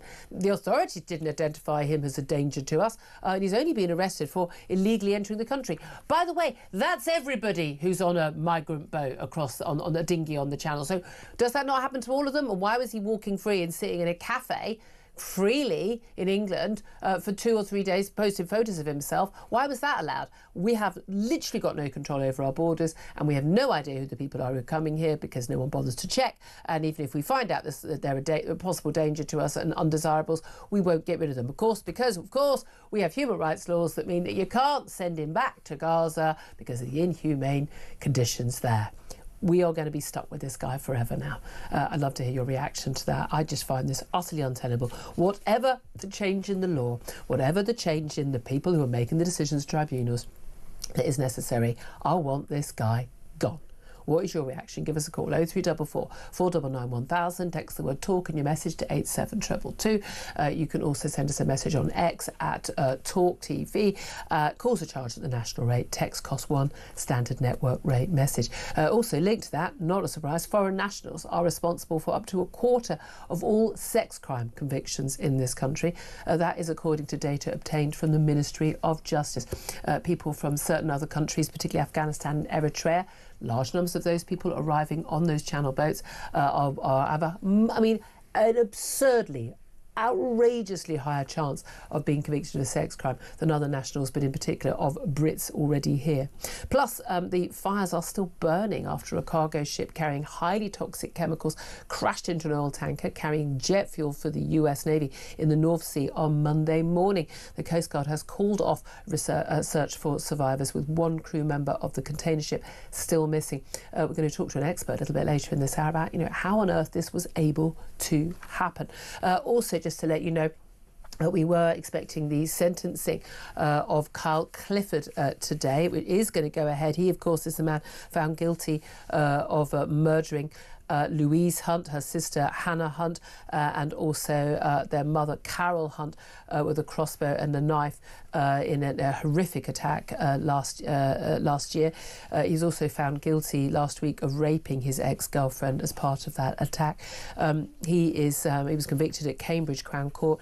He's due to face sentencing today by Mr. Justice Benetton. He has, like numerous killers before him, including the killers of Olivia Pratt-Corbell, Zara Alina and others, refused to attend court to be sentenced. Now, Mr. Justice Benetton, who's delivering the sentence today, has said he has chosen not to force him to attend via a video link. This, he said, is because Carl Clifford, after the attack in which he killed those 3 women, he then shot himself with a crossbow and is now permanently paralysed. I know. I cried tears for him too. Of course I did. But the judge said the prospect of putting a man in a wheelchair, in restraints, and the disruption it would cause to proceedings meant that he chose not to do that, although he did say that Carl Clifford, who didn't attend his own trial either, was an act of absolute cowardice. I just find it extraordinary that people are allowed to do that, but there we are. Tom Slater, editor of Spiked Online. Before we go on to the other subjects, I said a little bit earlier when we just broke that news about 20 minutes ago, as far as I'm concerned, drag him out of his wheelchair, drag him up the stairs, into the court, into the box for the defendant, and if necessary, he's shouting and screaming, gag him. I don't care. I want him in there while the sentence is passed, and in particular while the husband and father of the victims, of course, who's of course a well-known BBC race commentator, and the last remaining daughter, if they want to make their victim impact statements or their barrister on their behalf, I want him to have to hear them. That is part of the justice process. I don't think you should give him the option of not turning up to court. Especially because it's such a kind of fundamental part of people feeling that justice has properly been done, that there has been a kind of real reckoning with it. There's been that string of cases that you've already laid out there of people having committed the most heinous crimes, then refusing to actually face justice. And Axel Rudiger Barner, he just kept disrupting proceedings. Exactly, and then being thrown out again and so on. And it's one of those things. It really does underline that word that the judge used, which is cowardice. Sometimes it can feel like a strange word to apply to these kind of depraved killers, but at the same time the nature of this crime, the way in which he was studiously checking whether or not the father of the house was going to come home at any text message point, pretending to be the daughter, whilst he did the most horrendous things, and the fact that now he can't even face his own judgment just does speak to that, not only that violent misogyny obviously, but the fundamental cowardice of these individuals when they go about meting out the most horrendous and he's in a wheelchair. violence, Well, he's in a and then won't wheelchair even because he answer shot to himself their with a crossbow. I'm glad he didn't die. I'm glad he's paralysed the rest of his life and in a wheelchair in prison. Sorry. So if that makes me a bad person, sorry. I hope he's having a rotten time. I want him dragged out. I will personally drag the guy out of his wheelchair into court myself. Quite happy to do that. If you need someone to do that, I'm available. I'm happy to leave the show and go and do that. No, I'm serious. I don't understand why people are allowed. You know, it's one thing he doesn't attend his trial. I think he should have to attend his trial. But, you know, at that point, he's an innocent man until proven guilty. The point at which you are proven guilty, you don't. You know, I mean, he doesn't get a choice about being taken into the police van or put in a prison cell or being required to do things while he's in prison. He doesn't get a choice about that. Why does he get a choice about going to court as part of the process? That is a very good point. I mean, that's the point in which you are. You know, you've surrendered your rights because you've been convicted. So completely different ballgame. I mean, it's so galling that this is able to. I know. I mean, maybe he should just declare himself a channel migrant. He'd probably get even more rights. He could do whatever he sodding well wants. I'd love to hear your thoughts on this. I mean, should we just volunteer force? Should we just all go down the court? We can sort it out. 0344 499 1000. I'm just saying, I just don't understand. We have got to start being a serious country. We've just got to start being a serious country. 0344 499 1000 is a number to call to have your say on that, but also in particular on the fact that we're now stuck with this kill all Jews Palestinian channel boat migrant. Again, don't know how he got out of Gaza. We're told that Gaza's a prison. I mean, it's an absolute prison. No one can get out unless you are a gun-toting, Jew-hating, supporter of militant groups who committed horrific massacres on October the 7th, which this man is. Hi, Abu Wadi. Feel free to sue me if I've said anything that's not correct, but I'm pretty sure it's all well documented. He's been arrested. He's in custody. Well, he was in custody from his arrest on Sunday night. He was 3 days after arriving here and being supposedly processed after arriving on a dinghy across the channel, where he posted on Facebook. I mean, here I'm in Brussels, here I'm in France living rough, here I'm in Canada, here I'm on a dinghy. Yay, the Royal Navy's coming to rescue us. And then here I am having a cup of coffee in England freely. I mean, he wasn't identified by the authorities. Don't know what the hell they're doing, but he was easily identified by the Campaign Against Anti-Semitism. They recognise his picture. Obviously they're doing some cross-processing. You'd think, I mean, unless these people are just turning up going, oh, hi, I'm a victim. A young man turns up claiming to be from Gaza and you don't want to check who he is and check his social media. It's open and available for anyone to see and realise what this guy is and who he is and what he stands for. And the idea that he wasn't arrested. But he's only been arrested. This is what I find extraordinary. He's been arrested because he has entered the country illegally. But we already knew that, so why wasn't he arrested before Sunday night? This is a joke. The country is a joke. Our border control is a joke. And it's a joke that all of the terrorists and the gangsters and the career criminals and the people who are running away from murder and terror charges in other countries, it's a joke that they're all very much in on and we are the butt of. I mean, it's something which they really are laughing at us. This particular case, though, I mean, all of them betray a contempt for the state's supposed responsibility to keep citizens safe. In particular, British Jews who have gone through the past few years of being subjected to the most horrendous anti-Semitic abuse, shooting up, by hundreds of percent in terms of not just. And who's carrying out a lot of that abuse? No, absolutely. I wonder. Islamist sections of the population, and we're supposed to believe that it's that this should be tolerated, that this should just be treated. Oh, it's a one-off. It happens. Whatever. Despite the fact, as we talked about previously, there have been anti-Semitic inspired terror attacks which have happened since October the 7th in the UK from people who've entered the country illegally, who had no right to be here in the first place. Like I say, it's a contempt for ordinary people, but particularly for British Jews in the population who have been so terribly failed over recent years, but in particular this feels like a sick joke at the end of everything. But also, again, with human rights legislation, we can't return this guy. All we do is wring our hands in his, no doubt, Article 8, right, to family life and all that. Some use, perfectly well he's never going to be got rid of. We're stuck with this guy forever. I mean, I'm not sure I'd impose him on the people of Gaza, apart from the fact that most of the people in Gaza, civilians, yes, agree with him. there's loads of evidence they would agree with him that is the purpose. They support Hamas, and that is Hamas's purpose. The sole raison d'etre of Hamas is to kill all Jews and destroy the Israeli state. I mean, but it very much involves killing all Jews. I just find it extraordinary. I'd love to hear your thoughts on this. What's your reaction to this, and what do we do about it? 0344 499 1000, text on 87222. Get in touch on X at talkTV. But it does just seem to me, Shadow Home Secretary Chris Philp says, I'm concerned this despicable man will make spurious human rights or other claims to try to stay in the UK, which weak immigration judges are all too likely to accept based on past form. But the key thing is they were doing that for years. They've been doing that for years and years and years. And we've seen some cases in recent weeks and months where, the Albanian whose son, doesn't like foreign chicken nuggets. How does he know? He's not tried them. And all these other absurd cases. The paedophile who wants his right to a family life with kids he's not even allowed to see unsupervised because he's a paedophile. And yet you're in this bizarre situation. This has been going on for a very long time. This isn't new, but it seems to me it's not just a problem with the European Convention on Human Rights or our human rights legislation that incorporates that. It is actually a problem with the actual people making those decisions. And again, it's like the sentencing guidelines. We've seen this absurd situation where last week Robert Jenrick, the Shadow Justice Secretary, exposes the fact that the new sentencing guidelines basically say, you have two-tier justice, and that if you're ethnic minority or claiming to be trans or gay or a minority religious or ethnic group, then you should have a pre-sentencing report, which is basically around giving you a lower sentence or no custody, at least, having a community sentence instead. And Shabana Mahmood, the Justice Secretary, goes, I didn't know about this. This is terrible. I don't agree with this. I'm going to write to Sentencing Council and say how awful this is. Sentencing Council has written back today to basically say, you did know about this. I'm paraphrasing, but you did know about this. This has been raised a million times, as it was under the Tory regime as well. Your officials have sat in when we've agreed to it, didn't speak up. And anyway, you're not allowed to interfere because we're independent. But again, these organisations, these tribunals, all these justice bodies, all these courts, they're all independent. What we mean is unaccountable, unelected, and they're all of the same ilk, and you don't get a job and you don't get promoted and you don't get to be a senior justice now unless you have all the correct views and you've done your diversity, equity and inclusion training. It's all the same as the College of Policing. Chief constables have to sign up to all this stuff, senior civil servants sign up to all this stuff, and we've just got this entire class of totally and utterly unelected, unaccountable to you, me, or even to our elected politicians, group of people, the great and the good, who know better than us, who are basically running our country now.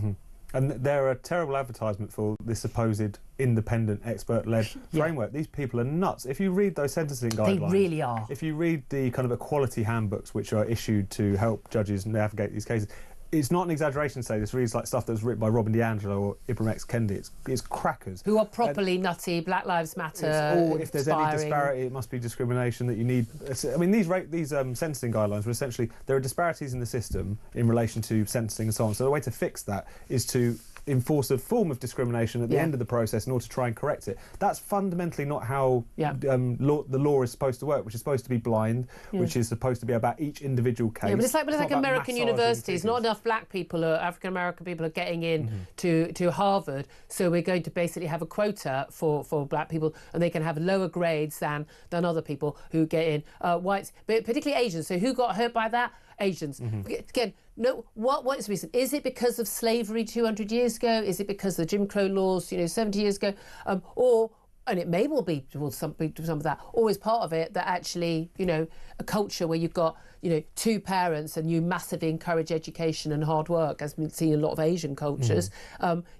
Those kids end up doing better than the kids of single parents who don't come from have a home life where that is encouraged. Maybe we need to talk about, the actual reasons.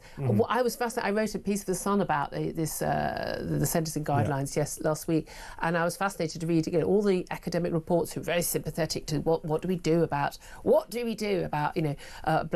black men in particular are far more likely to be sent to prison, but not interestingly for longer, but more likely to be sent to prison.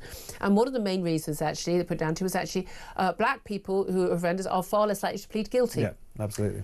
Whether they're advised badly or not, there may be a thing, but far less likely to be good. Now, if you plead guilty early on, you get a lower sentence by a long way. It's a very big incentive in the court system. And that's something you could address, because it seems to be down to a certain level of distrust with, the state approved brief that you've been given. Some of that's probably going to have to do with historical state racism. Some of it, I think, is going to have to do with the fact that we continue to push this idea that these institutions are institutionally racist. Why would you trust an institutionally racist? But you know what's really interesting? When they talk about actually different ethnic groups, they break it down to different... And varies a lot. But do you know who's most likely to get the longest sentences? Chinese offenders. Now, who knew? Not black people, Chinese offenders. And, and it's that lack of appreciation. There are all kinds of different reasons for this. Why not try and address those reasons rather than just try and massage the statistics at the other end through a form of reverse discrimination? It doesn't make any sense. Exactly. But again, all the people involved in this are also do-goody. They all come from the same ilk.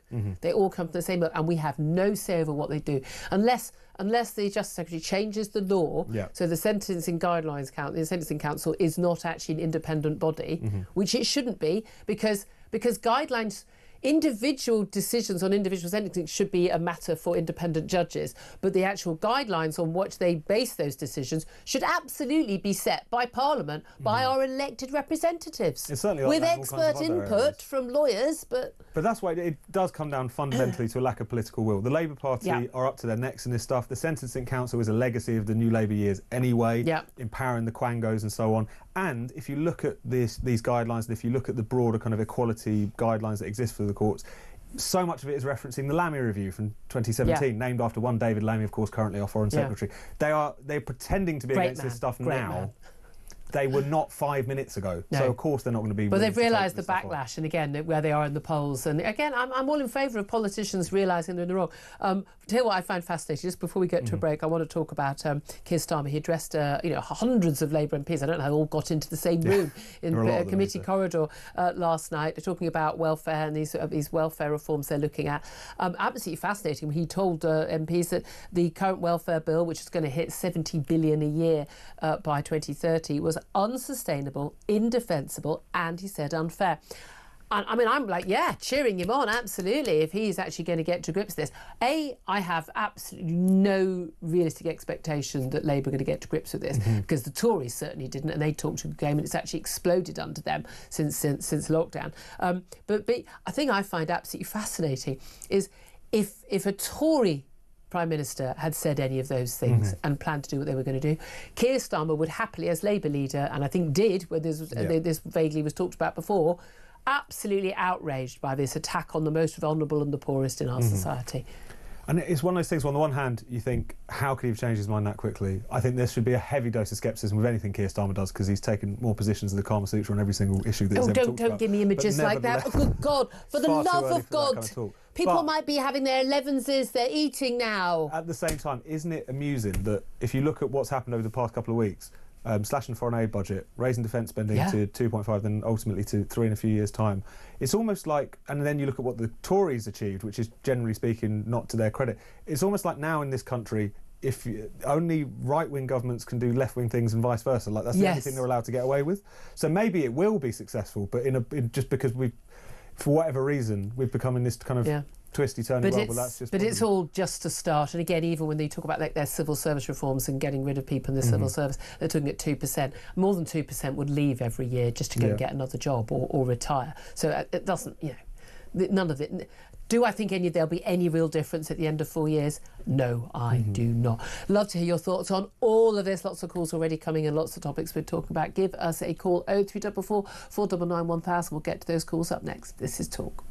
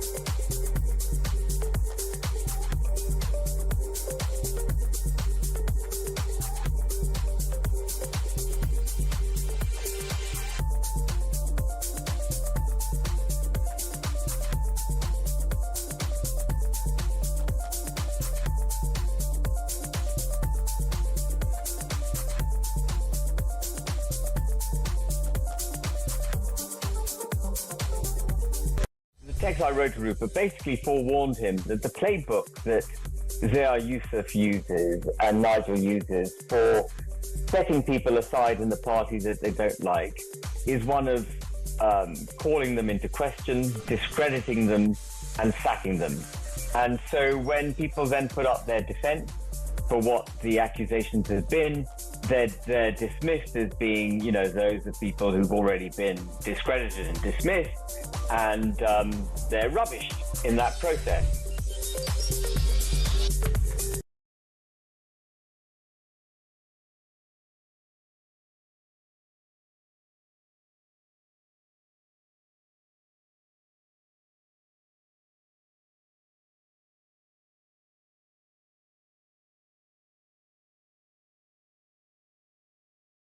We're human beings. We all want to be top dog, Kevin, and we can't be top dog. That's just the problem. I can't be loved or liked by everybody. It's not possible. But we have our ups and downs, and hopefully you can make peace. You know, although I'm divorced, I feel... Across the UK, on DAB+, on your smart speaker, on your smart TV, and on your side. This is Talk. This is Talk, the home of common sense, with me, Julia Hartley-Brewer. Thank you very much indeed for your company. Let's get to your calls on all the different topics we're talking about today right now. Robert is on the line in Leicestershire. And Robert, you're in agreement with Tom and me about this Kyle Clifford, convicted triple murderer and rapist, refusing to attend court and not being forced by the judge even to watch it via video link. What do you make of it? I entirely agree, Julia. I'm quite sure if I'd committed a crime, I'd have been dragged in screaming. I don't even think he should be given the option, to be honest with you. I think it's an outrage, and I entirely agree with Tom. I think it's a gross insult to the family, as if they haven't gone through enough. The other thing I'd like to say is that I think I'm going to suggest that we change Prime Minister's question time to Prime Minister's evasions. Yeah, no, 'twas ever thus. Any questions, just as another subject. No, it's been like that for a long time. I used to sit, I had a desk in the House of Commons in the press gallery sitting above where the Prime Minister's question takes place, pretty much almost opposite the Prime Minister. I have to say, I've watched many of those for many years. I've never known a Prime Minister who actually answered a question. Every now and then a Prime Minister does, and everyone goes, oh, what happened there? Exactly. Love the show, Julia. I agree with pretty much 100% of everything that's said. Well, thank you very much indeed. Appreciate that. It's very kind. You don't have to agree with everything. Still getting a lot of anger still on social media about Ukraine. A lot. And again, we're talking about that apparent Trump derangement syndrome. If you go, I really agree with him on this, I really agree with him on that, I would have voted for him, I like that, I don't agree with him on this particular subject, I think he's massively wrong on it. Trump derangement syndrome. You can't go around telling people that they're deranged about somebody if they're giving you a balanced view of what you think they're good at and what they're right on and what they're wrong on. I don't agree with him on absolutely everything, even in defiance of I don't agree with anyone facts on everything. And gravity. It's his own form of Trump derangement syndrome, surely. Like, how can you be that blind to just the other side of the case? But there definitely is a bit of that, isn't there? You know, the MAGA law. And as I wrote this in The Sun last week, just this idea that the real Trump derangement syndrome is the blind allegiance to anything anyone says. One of the reasons why I've not ever been a member of a political party is there's no party I've 100% agreed with or completely could, that's someone I could absolutely, there have been individual people actually from different parties that I've thought, do you know what? That's someone I could go and work for, and actually, I think what they're doing is really, really important and really moral and worthwhile, and will really improve the country. But again, of different parties. But there's no party, even to this day. And I've changed my vote many, many times. I'm not, that's what I call it. I call it as I see it. When I think there's a party that's talking sense or a politician talking sense in a particular policy, I call it as I see it. And I don't care if the Green Party ever came up with a sensible policy, I'd support that. It might well happen at some point by accident. It might happen. They got a knock on the head, and then suddenly, they came up with something a little bit different. It could well happen. But I do think that kind of blind fealty thing, it's probably a pretty small group, very overrepresented on certain social media channels. Yeah. You look what's going on in the polls and how people are responding to a lot of Trump stances. It's a bit different. And even Reform supporters here, we're coming on to that in the next call, how many Reform people are actually very much more, very critical of Donald Trump on this, even though they'd be, thrilled with pretty much everything else he's doing on immigration and wokeism and things like that. They're absolutely fully on board. But on this, they believe he's wrong. Again, I think it's much better if we just judge people by their actual actions. Yeah, and stop confusing the sort of screams on social media for public opinion, which is something that the left did for a long time, and I think now sections of the right are starting to fall victim to that. Oh, absolutely, absolutely. Let's go to another phone call. 0344 499 1000 is the number to call. You knew that already. Dave certainly did. He's in London. Dave, you wanted to talk about reform and their infighting. What do you want to say? Yeah, thanks, Julia. Briefly on your Trump derangement syndrome, you're both missing the point. The MAGA support is falling from Trump. It's got nothing to do with Ukraine because they don't care about Ukraine. It's to do with the stock markets. Yeah. So that is the biggest story in America right now. The stock markets have collapsed. Yeah. They went down 4% yesterday. That means everybody's 401k in America has gone down by tens of thousands of dollars. That's their pension, basically. Dave, Hello? can you, Dave? I say the 401k. That's people's pension sort of money, isn't it? Yeah. Yeah. My pension pot yesterday alone went down £27,000. Ouch. Yeah, that's the thing. And again, tariffs coming in are going to make American consumers poorer because Donald Trump doesn't seem to understand they're just taxes. And he goes, we're going to reap in all that money. Yeah, but the money you're getting is from the American consumers. Yeah, okay. So anyway, that was that point. Yep, but reform, lifelong Conservative voter, voted reform at the last election. Very concerned when Ben Habib went. Now it's Rupert Lowe. And now I'm at the point where I'm done with reform unless either Farage or Zia Youssef or both of them go. Really? I know people are going to say, yeah, well, we need him. But no, as Rupert Lowe was saying, Nigel is focused on the circus. He thinks he's Donald Trump going out to mega rallies in East Anglia and Essex and wherever else. The real issue is getting the policies sorted out, like, for example, getting rid of the Sentencing Council and cutting their powers. Yeah. It's those sorts of things that we want reform to do. And I believe now the Rupert camp, I don't believe I've watched Farage. He's dancing around this. He's gone onto a behavioural issue, which is nonsense.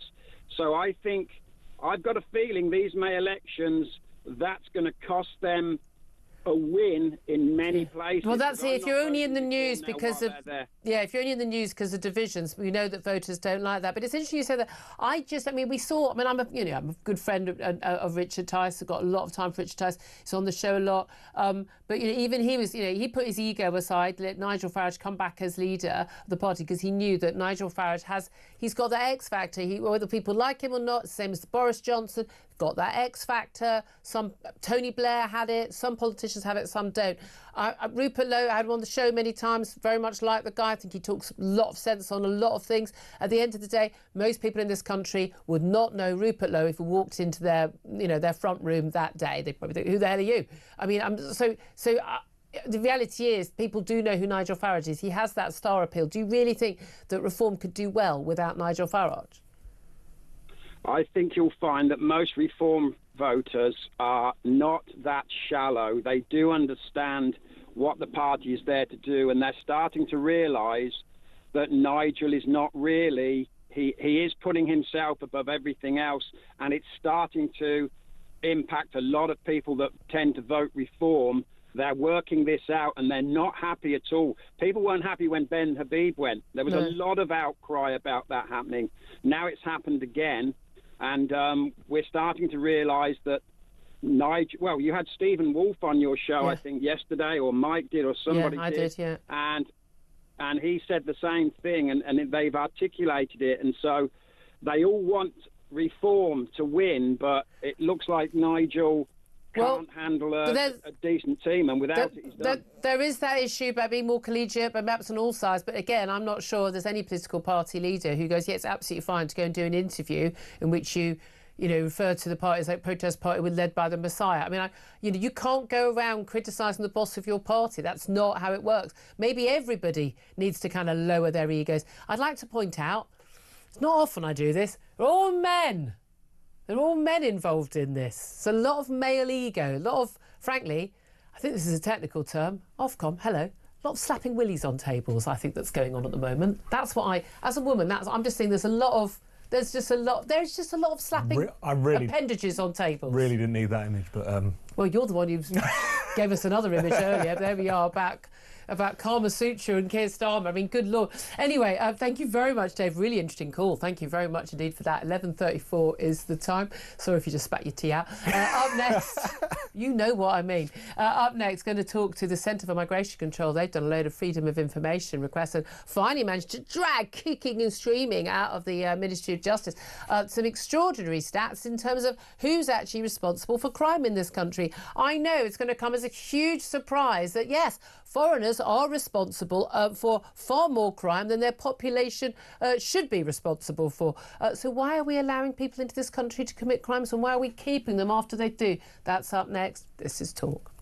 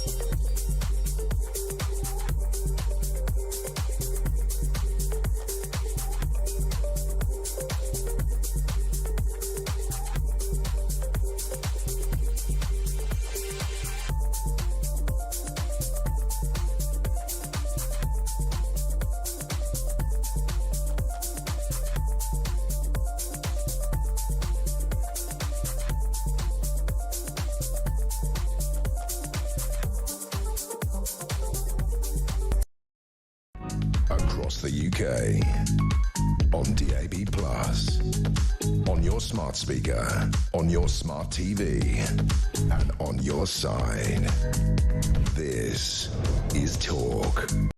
This is Talk, the home of common sense, with me, Julia Hartley-Brewer. 11:37 is the time. Everyone's carrying on spitting out their tea at the mention of appendages, but grow up, everybody.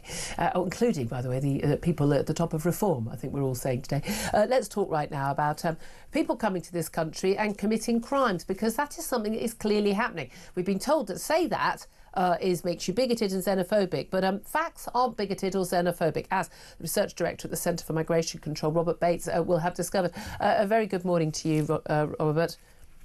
Morning, Julia. Thanks for joining us. These extraordinary stats, I mean, I say extraordinary, I don't think they're that much of a big surprise to an awful lot of us. When we look at these stats that you guys, with the Freedom of Information requests, have managed to drag kicking and screaming out of the Ministry of Justice, showing that foreigners may well be responsible for almost a quarter of all sex crimes in this country, and also for a high number of other acquisitive crimes, in particular two nationalities, Afghans and Eritreans, are more than 20 times more likely to account for sexual offence convictions than British citizens. We've clearly got a problem. Tell us a little bit more about the detail and how you managed and how long it took you to wrangle this information out of the government. So it was a pretty long-winded process. It's not just been us that have been pushing the Ministry of Justice to publish this information. We've had the Reform MPs, we've had professors such as Matt Goodwin clamouring for this, we've had Tory MPs as well. Everyone's been saying that if we want to have a proper, holistic immigration system that actually works in the interests of the British public and isn't actually putting us at grave risk, then we need this information to be published regularly. I think the sexual offences statistics are the most potent and the most damning. I think they really reveal, I think in total there was about 87 nationalities across the board that have a higher conviction rate for sexual offences than the British public. There were about 25 that have a sexual offence conviction rate that's between 4 and 22 times higher than the British public. And this is the kind of information we can now see the patterns. We can now see which nationalities, which regions are more prone to be committing these kind of crimes. And I think we need to realise that an immigration system that doesn't take this kind of thing into account isn't doing us any good. We know there are vast differences between different types of migration. We know, for instance, that migrants from the EU are far more likely to be economic benefits in the long run and less likely to pose risks, and then they're also more likely to return home compared to those from outside the European Union. And if we really want to have policymakers that are implementing an immigration system that works in our favour, this is the kind of stuff that they should be factoring in. I think in total there were about 50,000 visas awarded last year to those top 25 nationalities for sexual offence crimes, which is just a crazy state of affairs that we're allowed to continue. Yeah. I mean, that's the thing. It is, again, and it is about the risk of, that you have. And it's the same, frankly. When you get off of the airport, at Gatwick, and then suddenly there'd be a whole load of customs officers you haven't seen for the last 2 years. Oh, that's because the flight's come in from Jamaica, and there's a massive drug problem with drug importation from Jamaica. Oh, OK. Or, and then the other times you arrive, and there's no one there because there isn't a flight from a particular country that's got an issue with that. It's about playing the odds. It's about, how police operate stop and search. Are they searching a load of 80-year-old women wandering around a village in Dorset? No, they're not. They're stopping young men in hoodies wandering around central London or Birmingham or Manchester. This is about playing the odds, and yet for some reason we don't do that with our migration system. This certainly tallies with what young women have been saying to me in recent months. Alex Phillips has identified and then got castigated for, but was perfectly accurate about the particular issue of harassment of women on the streets by foreign arrivals. But I'm wondering if how much the figures are skewed by the fact that you're looking at most of these foreign arrivals, certainly from places like Afghanistan, Eritrea, will be young men. And we know that young men are most likely to commit pretty much all crimes. Pretty much all crimes are largely committed by young men. And whether that skews the stats at all. It's an ever so slight difference, actually. It's not as surprising as you think. So if you compare the Afghan rate across the board, which is about 22 times, with once it's age adjusted, it's about 18 times. So the difference isn't that. And it's also important, and this is an important point to factor into the British figure as well, the fact that we've seen a huge number of British passports handed out over the last few years as well, many to these individuals from nations that are topping up this list as well. That's something that's incredibly difficult to factor into this equation, given that it's just hidden behind the fact that this individual is a British passport holder. So there are absolutely demographic considerations that do need to be taken into consideration with this number. Yeah. But even if we're not comparing them to the British number, we should still be comparing them to each other. We should be comparing, say, a migrant from Australia with a migrant from Afghanistan. Yeah. Who's going to be the best bet? That's the reality. But this is the thing. What I find also extraordinary is that the figures, believe that foreigners are convicted for up to a quarter of sex crimes. You're looking at 23%. 15% of sex offences are recorded, including rape, accounted for by foreign nationals, 21 to 2023. A further 8% of convictions recorded as unknown nationalities, likely to be non-British nationalities. How do they not know what their nationalities are, or are we not allowed to know what their nationality is? Because if someone's been convicted of a crime, I'd like to think we know who they are.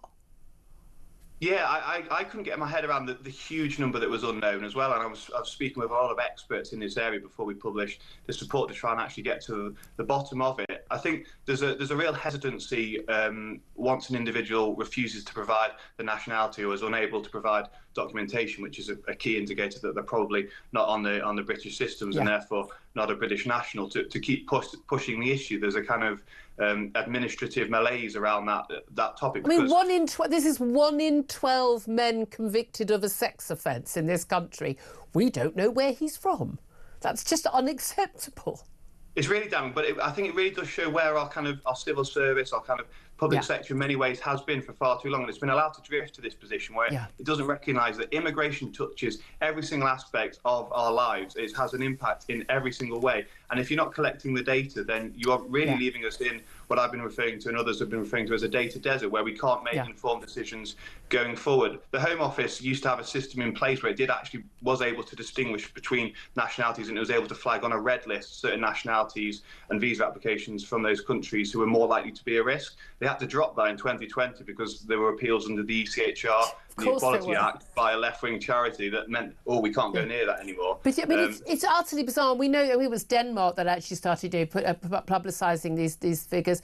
We know that, I think Sweden just stopped collecting the data because it was all just a bit uncomfortable. And it's this idea that facts are somehow racist or bigoted or can be used by, quote, the far right to push against immigration. But who are the people who are saying, I think it's a really good idea that we bring in lots of people from a country or countries or regions where we have a much higher rate of offending, particularly serious offences like sex offending against women largely, we should absolutely not worry about that. I mean, as if we haven't got enough of our own sex offenders already. And again, we talk about, the Pakistani grooming gangs.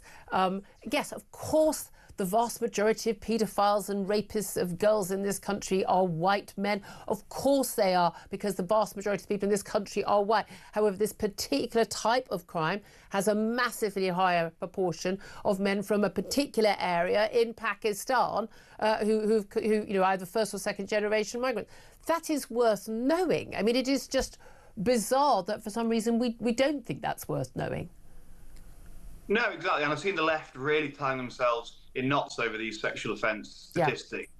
Yeah. Their takeaway from it is that 75% of sexual offence convictions in the UK are done by the British population, and therefore why would we worry about the 25%? Yeah. Well, the fact is that 25% is an imported problem that we did have the choice not to inflict on our women and girls. And I think there's a real reluctance from the left to actually marry up their kind of social justice narrative with the proportion of equality. Yeah, if he's a victim, he can't also be a perpetrator. Well, that's exactly it. They've got themselves absolutely bound into knots with this. And it just holds the debate back. It's just frustrating. This is the kind of stuff that we should all recognise. These individuals shouldn't have been let into the country in the first place. And they certainly shouldn't be allowed to stay. Now, why are we having to debate what are pretty basic fundamentals of common sense? I'd love to hear your thoughts just on Abu Wadi. He's the Palestinian migrant who's arrived on a dinghy last Thursday, been processed. No one noticed. Campaign against anti-Semitism pointed out this guy was basically someone who's openly, picture him with an assault rifle, supporting Hamas, Al-Aqsa, talked about how we need to kill all Jews. He's in the country. He finally gets arrested, but only for illegally entering the country on Sunday, not for anything else. We're not going to be able to deport him because of human rights laws. I mean, what do you make of that? Yeah, I think the real problem here is that the main objection to removing him to his country of origin seems to be that he'd be being plonked back into a war zone. Well, given he has access to clearly a machine gun, I wouldn't argue he'd be too hard done by that. But the fact is that once the Labour Party scrapped a third country, deportation scheme, the Rwanda policy, we don't have the option to even remove these individuals at all. And therefore, there are lots of countries around the world who we're not able to actually deport individuals directly to because they don't have the infrastructure to process them, or they just don't want them back and won't engage with us. And that is why a third country is so important. The alternative, and this is probably what we'll end up seeing, is that they'll end up being given some quasi kind of asylum status for a perpetual period of time, and we can't remove them, and we're all at threat once again. Absolutely. Robert Bates from the Centre for Migration Control, thank you very much. Well done getting that information. Tom said it is extraordinary how much the authorities, the great and the good, they do not want us to know facts, because facts might affect our opinions on things. No, absolutely. There's just a refusal, excuse me, to look at this issue straight in the face. Try that again. It's caught my cough. Caught the cough. It's gone now. But yes, I think no debate is impoverished by having more information. Like, it's a good thing to be able to talk about these things openly, to uncover uncomfortable truths or to dispel common misconceptions. That should be absolutely fine. I think the problem is that there's just no discussion about this particular issue. There's a tendency just talking broad sweeping platitudes. And shout bigger to anyone who says, let's talk about it. Absolutely, to pretend like nothing has changed in terms of migration and asylum since the 50s, when obviously the world has changed immeasurably since then. We've always been a nation of immigrants, apparently. I mean, again, complete and utter lie. I mean, just literally not true. And people just start talking in lofty terms about, the post-war migration refugee settlement. These cases were not even envisioned when sort of 10 or 20,000 people coming a year as opposed to over 1 million. Mm-hmm. I mean, no difference there. Nothing to see here. The world has shrunk fundamentally in terms of communication, in terms of the ability of travel. There's also been a lot of conflict and so on. This needs to be talked about in a new way, and that means more data and more discussion. Talked about in a new way, i.e. factually. That would work. 11:48 is time. Love to hear your thoughts on this. 0344 499 1000. Up next, we're going to try and get to the bottom of what the hell happened when two ships collided in the North Sea. How did that even happen, and what could the ecological fallout be? We'll talk about that up next. This is Talk.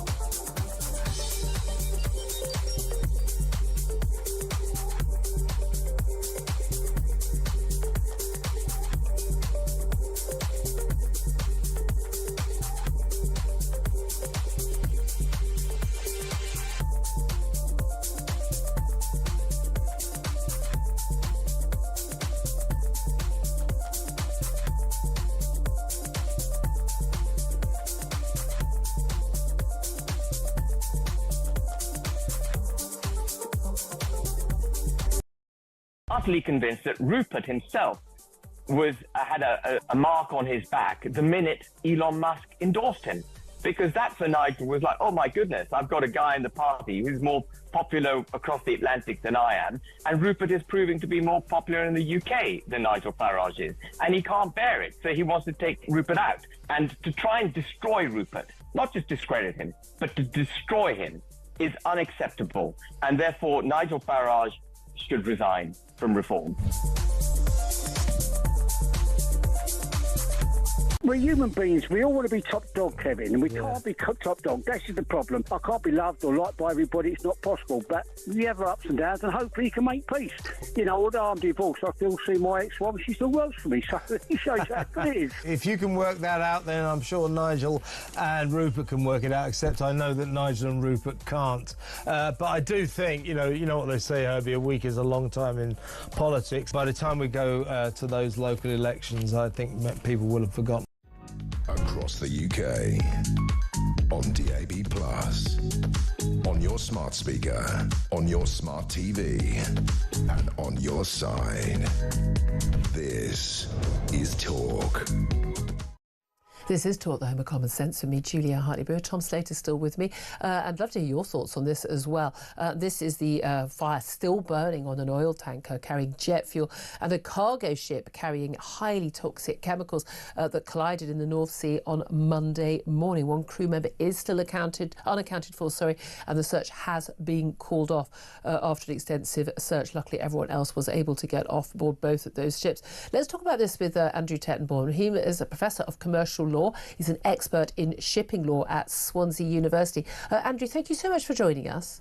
Good morning, Julia. I have to say, when we saw this story yesterday, I think the general view was sort of, how on earth did this happen? Particularly as we know that the oil tanker carrying jet fuel was actually anchored and was completely static. And this cargo ship, according to the radar data we've got, literally just aimed at high speed straight at this ship in the North Sea. And a lot of us just wondering, who are not involved in shipping, how on earth someone didn't see this huge big tanker in front of them, and why the radar didn't pick up, and why there aren't any authorities that would pick up on that and go, hey, you're about to hit another ship. How did this happen? Well, I strongly suspect there's no limit to the degree of incompetence that you sometimes find in people. It has been suggested that this was some dark op by the Russians, which I must admit I very much doubt. Not some sort of sabotage, because there is some talk, isn't it, because this is a US flagged oil tanker transporting American military supplies, that might be why. But basically, I can't believe that because the Russians aren't stupid, and it would be just so difficult to go to a ship somewhere in Scotland, find out who was going to be officer of the watch at a particular time, slip in large wads of $20 bills, and say just go straight into this ship. I'm open to persuasion, but my feeling is this is incompetence. Yeah. What you've got to remember is that these ships carry very small crews these days. There were probably only one or possibly two people on the bridge, and it's perfectly possible that the officer on the watch decided to go and do something else, leave the ship being run by automatic pilot. We don't know. Now, when the investigation happens, we're certainly going to have to ask some extremely embarrassing questions. Whether we can do anything about it's another matter, because the collision took place, I think, just outside our territorial waters. Right. So we may have to leave it up to the Portuguese government because the ship was registered in Madeira. Right. We may have to leave that up to the Portuguese government, but we're certainly going to ask some questions of the crew who've come ashore. No, indeed. But presumably, though, I mean, these sort of tankers, these boats don't have black box style like planes do. Oh, they do. They do. So they will be a record. We're going to get. We hope we're going to get the black box, which incidentally is a yellow box. Yep. We hope we're going to get the black box. But no, if a ship is being properly run, this should never happen because it's got radar which will show up a blip several miles away. And if you have a blip dead ahead and there is someone on the bridge who's competent, they will say, wait a moment, we better do something. I like to think that even I might have spotted that. There's some talk, again, that it might have been foggy and misty, but again, that's what you've got radar for. Well, yes, but radar sees through it. But basically, is there any sort of body like, equivalent of air traffic control that is overseeing? So someone would have been, some authority is going, that ship appears to be heading directly on course to hit that ship. Should I alert them? Is there anyone that in charge of that would mayday the ship? No, there isn't. Basically, it's up to ships to do their own navigation. But the port of registry and the place of registry has responsibility for them. And that's why we're expecting the Portuguese government to do something about it. Yeah. Meanwhile, of course, we've got to clear up the mess afterwards. And how, as far as you're aware, how big an issue is that? Because there'll be a responsibility of, presumably, of the ship of the Portuguese ship that actually, cargo ship that hit the tanker, because the tanker was anchored. I'm not sure how they could be to blame for this. A lot of ships are anchored. Oddly enough, Julia, no.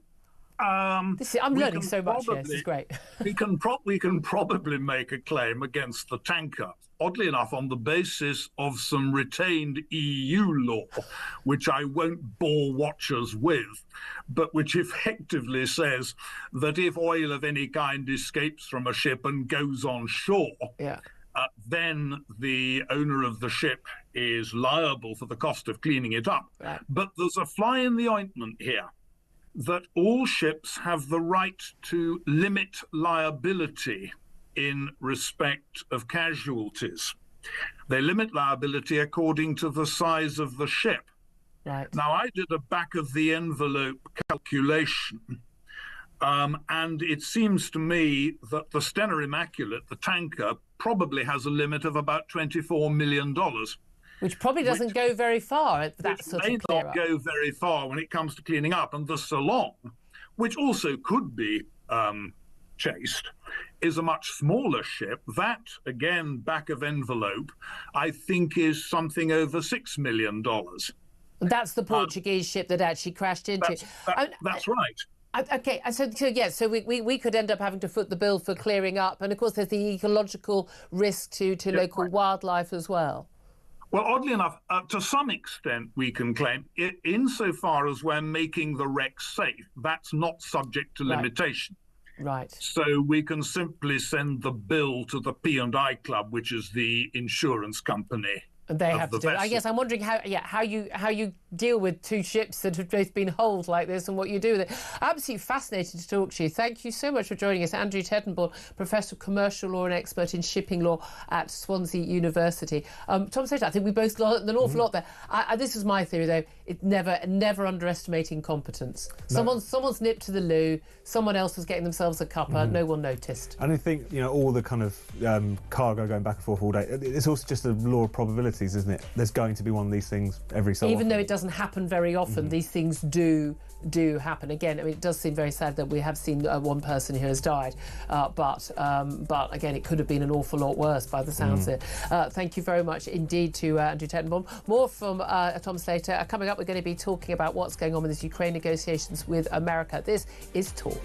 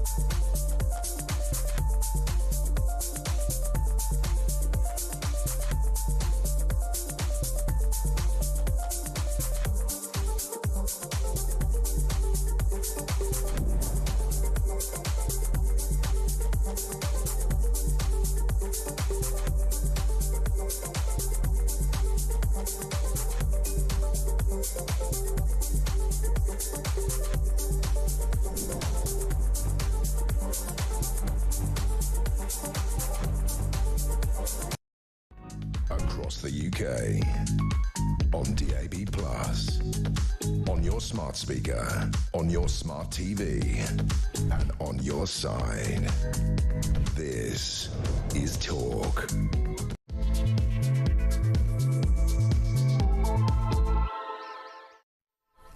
Very good afternoon to you. Welcome back to the show. This is Talk, the home of common sense, with me, Julia Hartley-Brewer.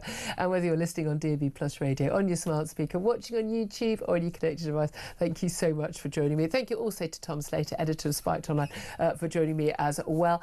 With you all the way until 1 o'clock. Coming up in this hour, we're going to be turning our attention back to Ukraine. They attacked Moscow with drones overnight. It's the biggest Ukrainian drone strike on Russia in 3 years. One person left dead, multiple injuries. The attack came as crucial negotiations between the US and Ukraine in Saudi Arabia have begun. The US Secretary of State Marco Rubio has told President Zelensky that Ukraine will have to give up land seized by Russia as part of any peace deal. Plus, we're also going to be talking about the latest attack by trans activists on women's rights, because trans activism is just about seizing women's rights, because trans people, by the way, have all the same rights as everyone else. They just want more of them.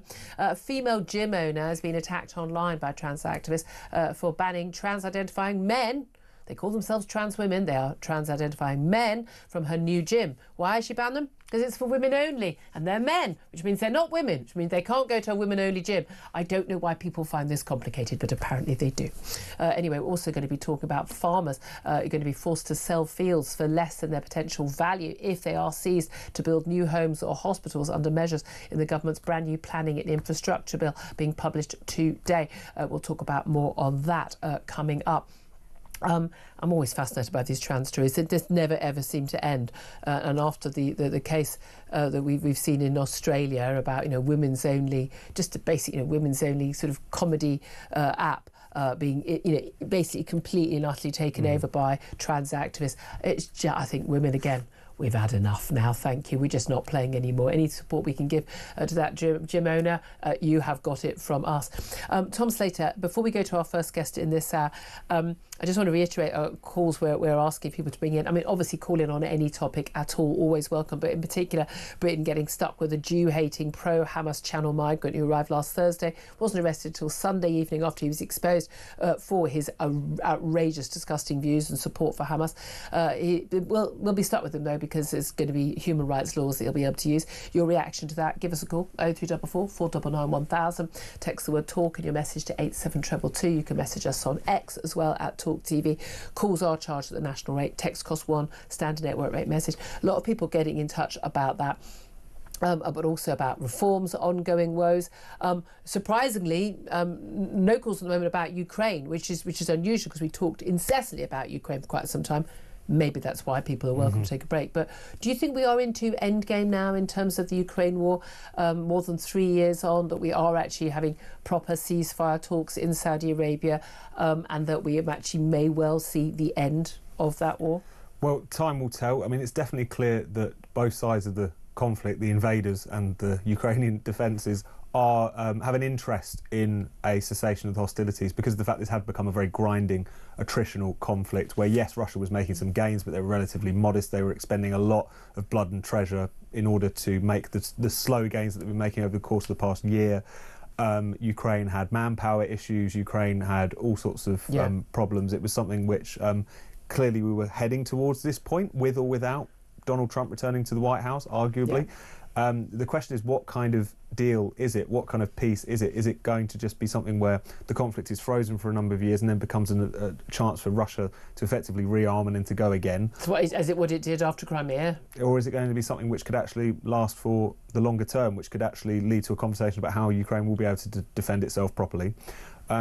Again, time will tell, but you can't help but feel that given the rhetoric going into this, given Donald Trump posing as the kind of objective peacemaker and yet heavily praising one side, i.e. Russia, and saying they were ready to talk about peace. Meanwhile, they were continuing to bombard Ukraine at the same time as suggesting that Zelensky is some kind of sinister dictator who brought all of this on himself. You would be crazy to assume that this could work out well for Ukraine. There's always going to be hard choices here, but yes, it's. I think many people who are concerned about Ukraine's side in this will be watching these negotiations with bated breath. I've always thought it's really, really simple. As Zelensky and others said very, very early on, it's very, very simple. Putin could stop fighting, and there would be no war. If Zelensky and Ukraine stop fighting, there will be no Ukraine. It is as simple as that. Well, look, at 7 minutes past 12, let's go to Steve Gill now. He's former advisor to both Clinton and Bush Jr. administrations and joins us. A very good afternoon to you, Steve. Hey, Julie, good to be back. Thanks for joining us.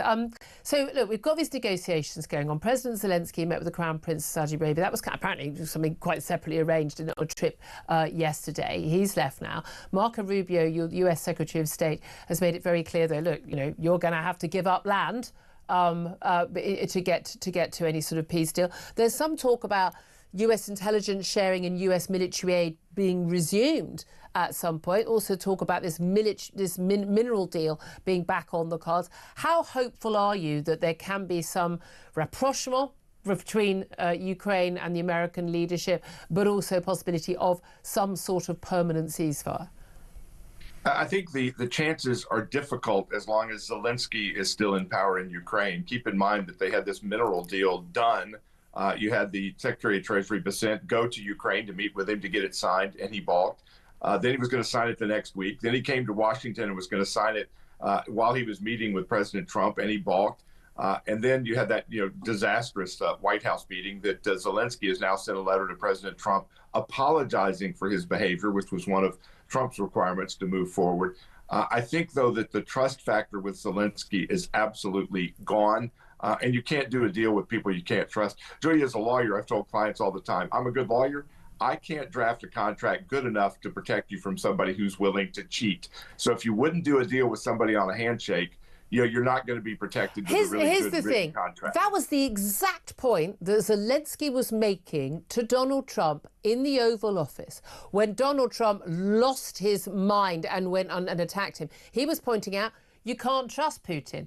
Putin has signed, we had a ceasefire deal with Putin before. We did it after Crimea, and he reneged on every single thing he promised to do. So that a piece of paper, a ceasefire with Putin, isn't worth the paper it's printed on because Putin's not trustworthy. That was the moment when Donald Trump went off on one and started attacking Zelensky. Why does Donald Trump feel that Zelensky is someone he can't deal with, but Putin is?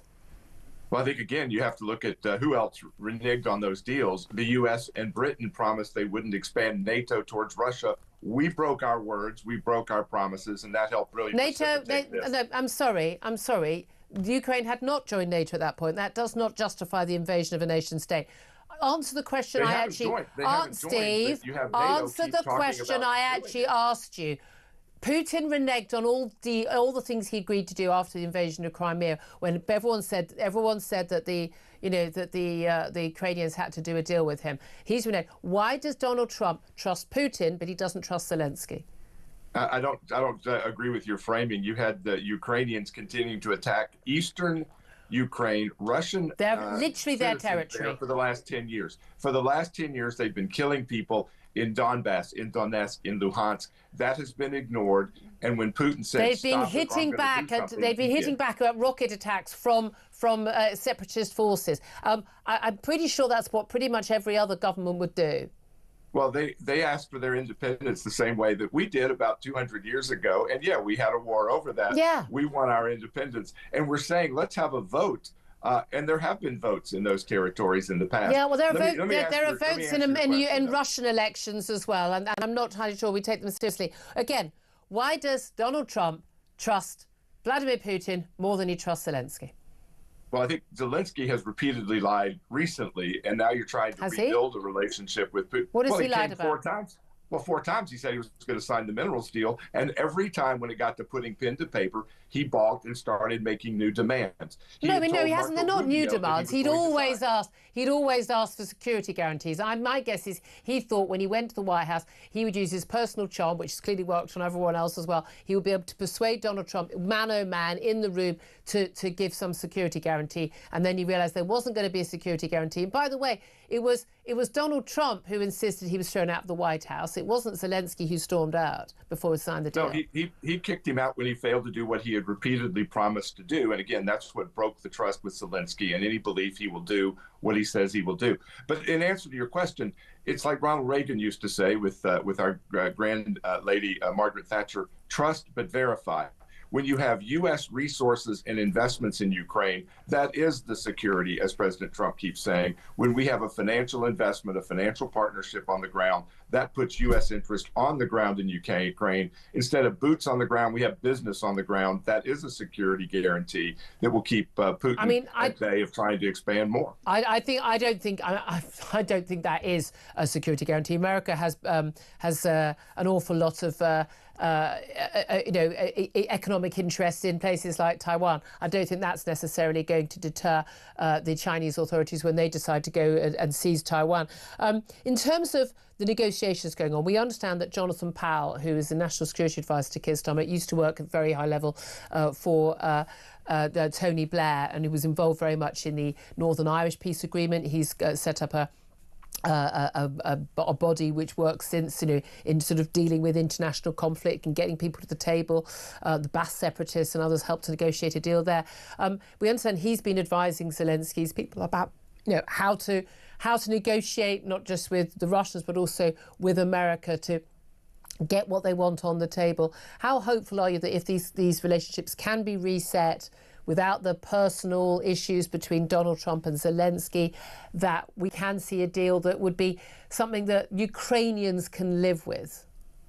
I think talking is always a big first step. We're seeing the same thing in Gaza with the Trump administration talking to Hamas, talking to Israel. When you're not talking, you're not making any progress. So the fact that there are talks underway is a good step in the right direction. But I would point out that one of the other reasons to not trust Zelensky is that he signed a 100-year deal with Keir Starmer for the same minerals he kept saying he was going to do a deal with the United States. He's literally side dealing on both sides, doing a deal to sell the exact same mineral rights. He hasn't done a mineral deal with Keir Starmer.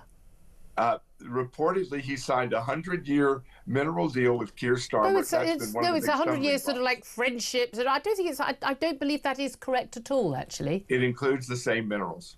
Well, the main thing is, I mean, again, most of the rare earth minerals, most of the things of value are, by the way, they're in the Donbass region, which has been seized by Russia. So I still don't know how America's going to get benefit from it, because unless you're willing to take the territory from Russia, you're not going to be able to have your men there working there, getting them out. Some is in the Donbass region, but some extends past to the west of the Donbass region. But check it out, Starmer and Zelensky did a deal on the same rare earth minerals while he's pretending to do a deal with the U.S. That's another big stumbling block. You don't think, I mean, you can't trust Zelensky. Zelensky may be many things, but I think stupid is not one of them. You think that wouldn't get away with it? I mean, that's not been mentioned by anyone else. I have a horrible feeling that's just from the dark ethers of the internet and it's not actually true. I mean, as is also the claim from Elon Musk, by the way, with no evidence whatsoever that this cyber attack on the X, formerly Twitter site, somehow could have come from Ukraine. Simply no evidence for this whatsoever. Well, yeah, but this was just in the last 24 to 48 hours. It takes a while to unravel those things. No. Cyber experts have said no. Because some of the ISP they were in Ukraine. Well, they were all over the world. That's literally the nature of these attacks. They basically hijack internet service providers in all around the world. So it's just a load of nonsense. And they bounce from spot to spot. Yeah, exactly. To spot. So there's no evidence whatsoever. Well, there's evidence. It's just, is there sufficient evidence to say this is exactly where it came from? And we don't know yet because cyber experts also have their own agenda. Of course. I mean, we are into deep state stuff here. We really are, Steve. Steve, I've always thought of you. I mean, I love having you on the show. I've always thought you're a very, very, very sensible chap. But I mean, people talk about Trump derangement syndrome. I do worry that an awful lot of people who are very supportive of Donald Trump have got into their own version of Trump derangement syndrome, where believing everything that, the MAGA leader cult says, as opposed to looking at the cold, hard facts on the ground. Well, again, I think most of what you have to look at is what are the results. We've been having, a lot of folks in the U.S. wanting to judge Trump's economic recovery 5 weeks into his presidency. It took Joe Biden 4 years to break the system. It's going to take a little bit longer than 5 weeks to fix it. So you can't blame President Trump for an economy that was broken by the previous administration, hidden by the previous administration, as they would do job figures. And then, I'm not sure the tariffs are helping. I mean, tariffs are a tax on U.S. consumers. They're not going to help, are they? Well, we've been attacked by others, including our friends there in Britain, with high tariffs on our products going your way and low tariffs. No, you haven't. No, you haven't. Donald Trump thought that our VAT, our value-added tax, which is equivalent to your sales tax, was a tariff on U.S. goods, despite the fact that it's 20% that's on pretty much every single good that is sold in the country. I mean, there's a few things like children's clothing and food that don't have it applied. But that's not a tariff. That's just a sales tax. I mean, he doesn't even understand basic things like that. It helps. But it doesn't. But it's not a tariff. But it's not a tariff on any particular country's imports. It's a tax on everything that's sold. You have sales tax on everything in America. But we have state level, which is quite a bit different. 7 to 9, not 20% on a VAT tax. It still adds to the price of what people are paying. But the point of a tariff is it makes goods from a certain country more expensive by having a higher tariff. If the same tax is applied to every single item sold in a country, it doesn't have that impact. So to compare these things as the same things is nonsense. Well, it's still what is being paid, whether it's a tax in part and tariffs in others. And again, with respect to Canada, when they're charging 250 to 300% tariffs on our butter, on our dairy products, it's insane for them to say a 20% reciprocity tariff is outrageous and we're attacking their economy. They have been charging high tariffs on us. And now when the U.S. says, look, we'll go to equal. You do the same thing, we'll do the same thing. How can you object to fairness and parity. Again, there are tariffs, not just value-added taxes, but tariffs imposed on U.S. products, including automobiles, by the EU and the Brits. That helps keep our products out of your markets. I mean, you know, there's a reason why people don't buy American cars. They're not very good. Also, most American cars are too big for our roads. There's a rear why we don't buy them. Now, I'll give you that. As I've walked but through it's not because of tariffs. Downtown London, you know, I've been hit by the side of a car, by the rearview mirror before, walking down a narrow alley. I'll give you that. Our cars are too big for your narrow streets. So it's not us being horrid to Americans. We love America. We just don't want to buy your rubbish cars. I'm going to include Teslas in that. I hate Teslas more than life itself. By the way, one of my team just did some research for it. I mean, again, I didn't think this was the case anyway. January the 16th, the UK and Ukraine signed a partnership agreement in Kyiv. It's a 100-year framework for cooperation covering defence, security, energy, culture, it says, and other areas. It doesn't explicitly mention minerals at all. There's been some speculation it could encompass mineral rights, but there's no selling, there's no deal. It's a framework for how we're going to cooperate going forward. There is no deal on mineral rights. That's simply what I believe we call fake news. No, what it is we haven't seen the rest of the deal yet. I want to see all the details. Make it public. What have they agreed to? As you have these, you know, secret meetings going on between Starmer and Zelensky. They're not secret meetings. They're meetings between heads of government. That doesn't mean a secret. Again, the ability to sort of see a conspiracy. I don't think they let you sit in on those negotiations to know. No, what are the side deals. weirdly, no, people don't sit on negotiations that companies do either. I mean, there's the thing: we're not sitting in on the negotiations that Marco Rubio is having with the Zelensky's advisors today either. That's how you get things done. But the problem is you've had Zelensky come out of these private meetings and make announcements that Marco Rubio says that's not what was agreed to. So again, the trust factor with Zelensky has been broken time and again. Yeah, I mean, I want to see the rest of the story between this Zelensky. Do you agree with Donald Trump that Zelensky is the problem rather than Trump invading his country? Well, Putin invading. I think that Zelensky's the problem because this whole conflict could have been avoided on the front end. Could have been avoided, yeah. If Russia didn't invade, this conflict could have been avoided, Steve. If you hadn't had Kamala Harris go to Zelensky and say, we're going to put Ukraine in NATO 3 days later, is when Putin's invasion started. Let me just clarify. Vladimir Putin had been building up his forces. He'd written an essay more than a year earlier saying that he didn't believe that Ukraine was a sovereign national state and should be back as part of the Russian Federation, effectively. He already had amassed 120,000 troops in his tanks on the border. But you think that it was just the Kamala Harris amazingly having some impact, shocker, that meant he somehow was forced to go in? Just because we know she was an idiot doesn't mean that the Russians didn't believe she was speaking for NATO and the U.S., because the word going in was, we're going to expand NATO into Ukraine, which is a breach and clearly a red line that Putin and Russia wasn't going to tolerate. I hate to tell you, but you know that America had actually pledged to protect the Ukrainian nation-state borders. The only reason why Ukraine wanted to join NATO was because of the threat from Russia, which they were quite right about. It's the reason why, you know, countries like Finland have joined NATO, because they've realised that actually it's not safe not to be in NATO. Well, I think if you started having Russian military installations put right on the border in Scotland or in Ireland, you guys might have an issue with that. Yeah, I think we might, because Scotland and Northern Ireland are British. Right. I think if they started putting Russian military installations in Canada, like some in Canada, I think if we'd been threatening those nation states with invasion, can you tell me the last time, or indeed any occasion, in which any NATO state has invaded Russia, or indeed any other state? Well, do we count Ukraine as a NATO state or as a protectorate because it invaded Russia in Kursk, although they're seeing their soldiers and armament destroyed right now? They invaded the Kursk region of Russia. And what would have made them do that? Oh, I can't think.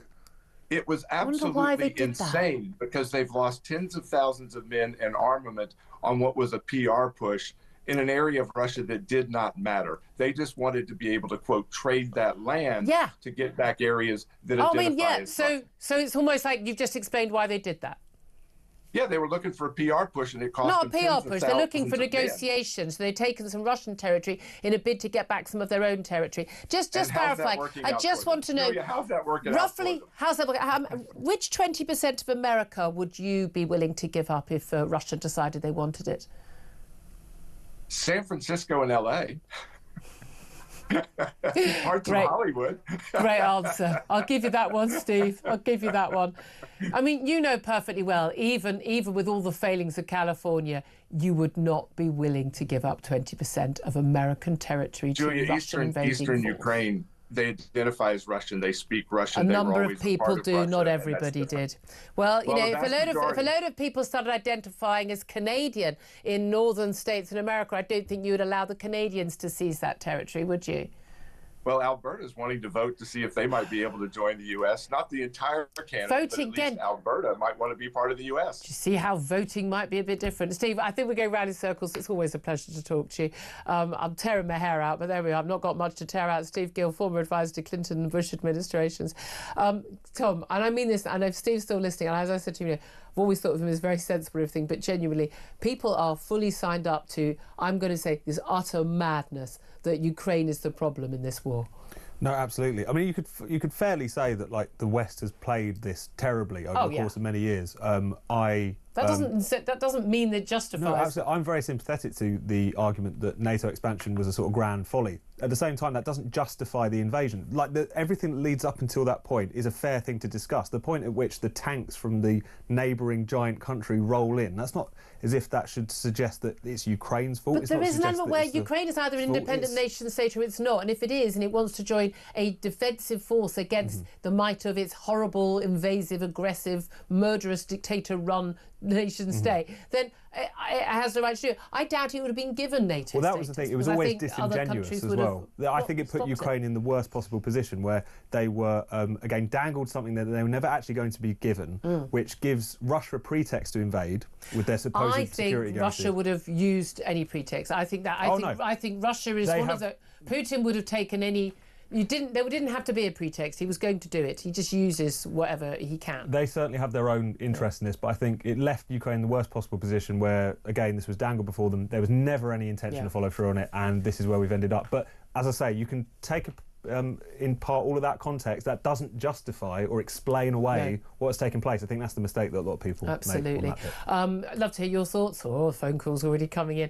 Lots of calls already coming in. Lots of other topics we're talking about as well. 0344 499 1000 is the number to call. We'll get to those messages coming up. After that, we are going to be talking to the wonderful, the brilliant Sharon Davies about trans activists once again muscling into women's spaces. This is Talk. We are the home of common sense.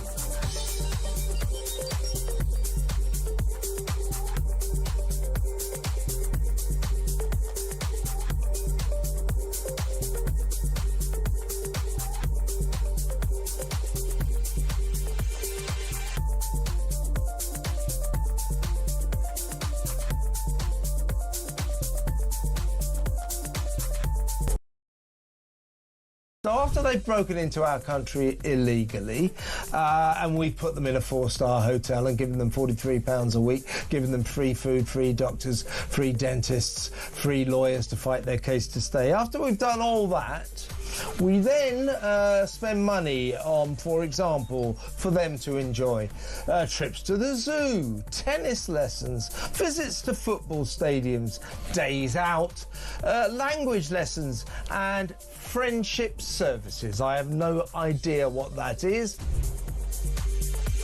We're human beings. We all want to be top dog, Kevin, and we can't be top dog. That's just the problem. I can't be loved or liked by everybody. It's not possible. But you have ups and downs, and hopefully you can make peace. You know, although I'm divorced, I still see my ex-wife. She still works for me, so it shows how good it is. If you can work that out, then I'm sure Nigel and Rupert can work it out. Across the UK, on DAB+, on your smart speaker, on your smart TV, and on your side. This is Talk. This is Talk, the home of common sense, with me, Julia Hartley-Brewer. Just some breaking news from the Metropolitan Police. So they have now launched an investigation into allegations made against the, until this last week, Reform MP Rupert Lowe. Allegations made that he had made violent threats, verbal threats of violence against Yusuf, the party chairman. He, of course, has denied those, but the Metropolitan Police, they have launched an investigation into those verbal threats. Also, just to let you know, we're talking a bit earlier about the Kyle Clifford sentencing. He's the man responsible for the triple murder and rape of his ex-girlfriend and murder of her sister and her mother. And this is Louise Hunt, Hannah Hunt, and their mother Carol Hunt. They are the family members of John Hunt, of course, the BBC racing correspondent. The Kyle Clifford has refused to attend court. He's in a wheelchair himself after not only killing two sisters with a crossbow, but killing himself, attempted to kill himself, we believe, with a crossbow, permanently disabled in prison. But the judge has refused to actually force him to come to hear the sentencing and indeed victim impact statements. But John Hunt, who's lost not only 2 of his 3 daughters, but his wife as well, he described Clifford as a psychopath. He said he suffered from misogyny off the scale. He described him as callous. And he said, I hope women around the world will take Louise's bravery as a shining beacon for their lives, because she left Kyle Clifford saying enough is enough, and was very unhappy with his treatment of her. So we'll keep you up to date on any more developments on that. Right, now let's go to your phone calls. Let's talk to Carlos. He's in Essex. He's given us a call on 0344 499 1000. Very good morning. So good afternoon to you, Carlos. What do you want to say? Julia, I don't understand what's going on in our country. As far as I was aware, the first responsibility for any government is to make sure that the people that live in our country are safe. Yeah.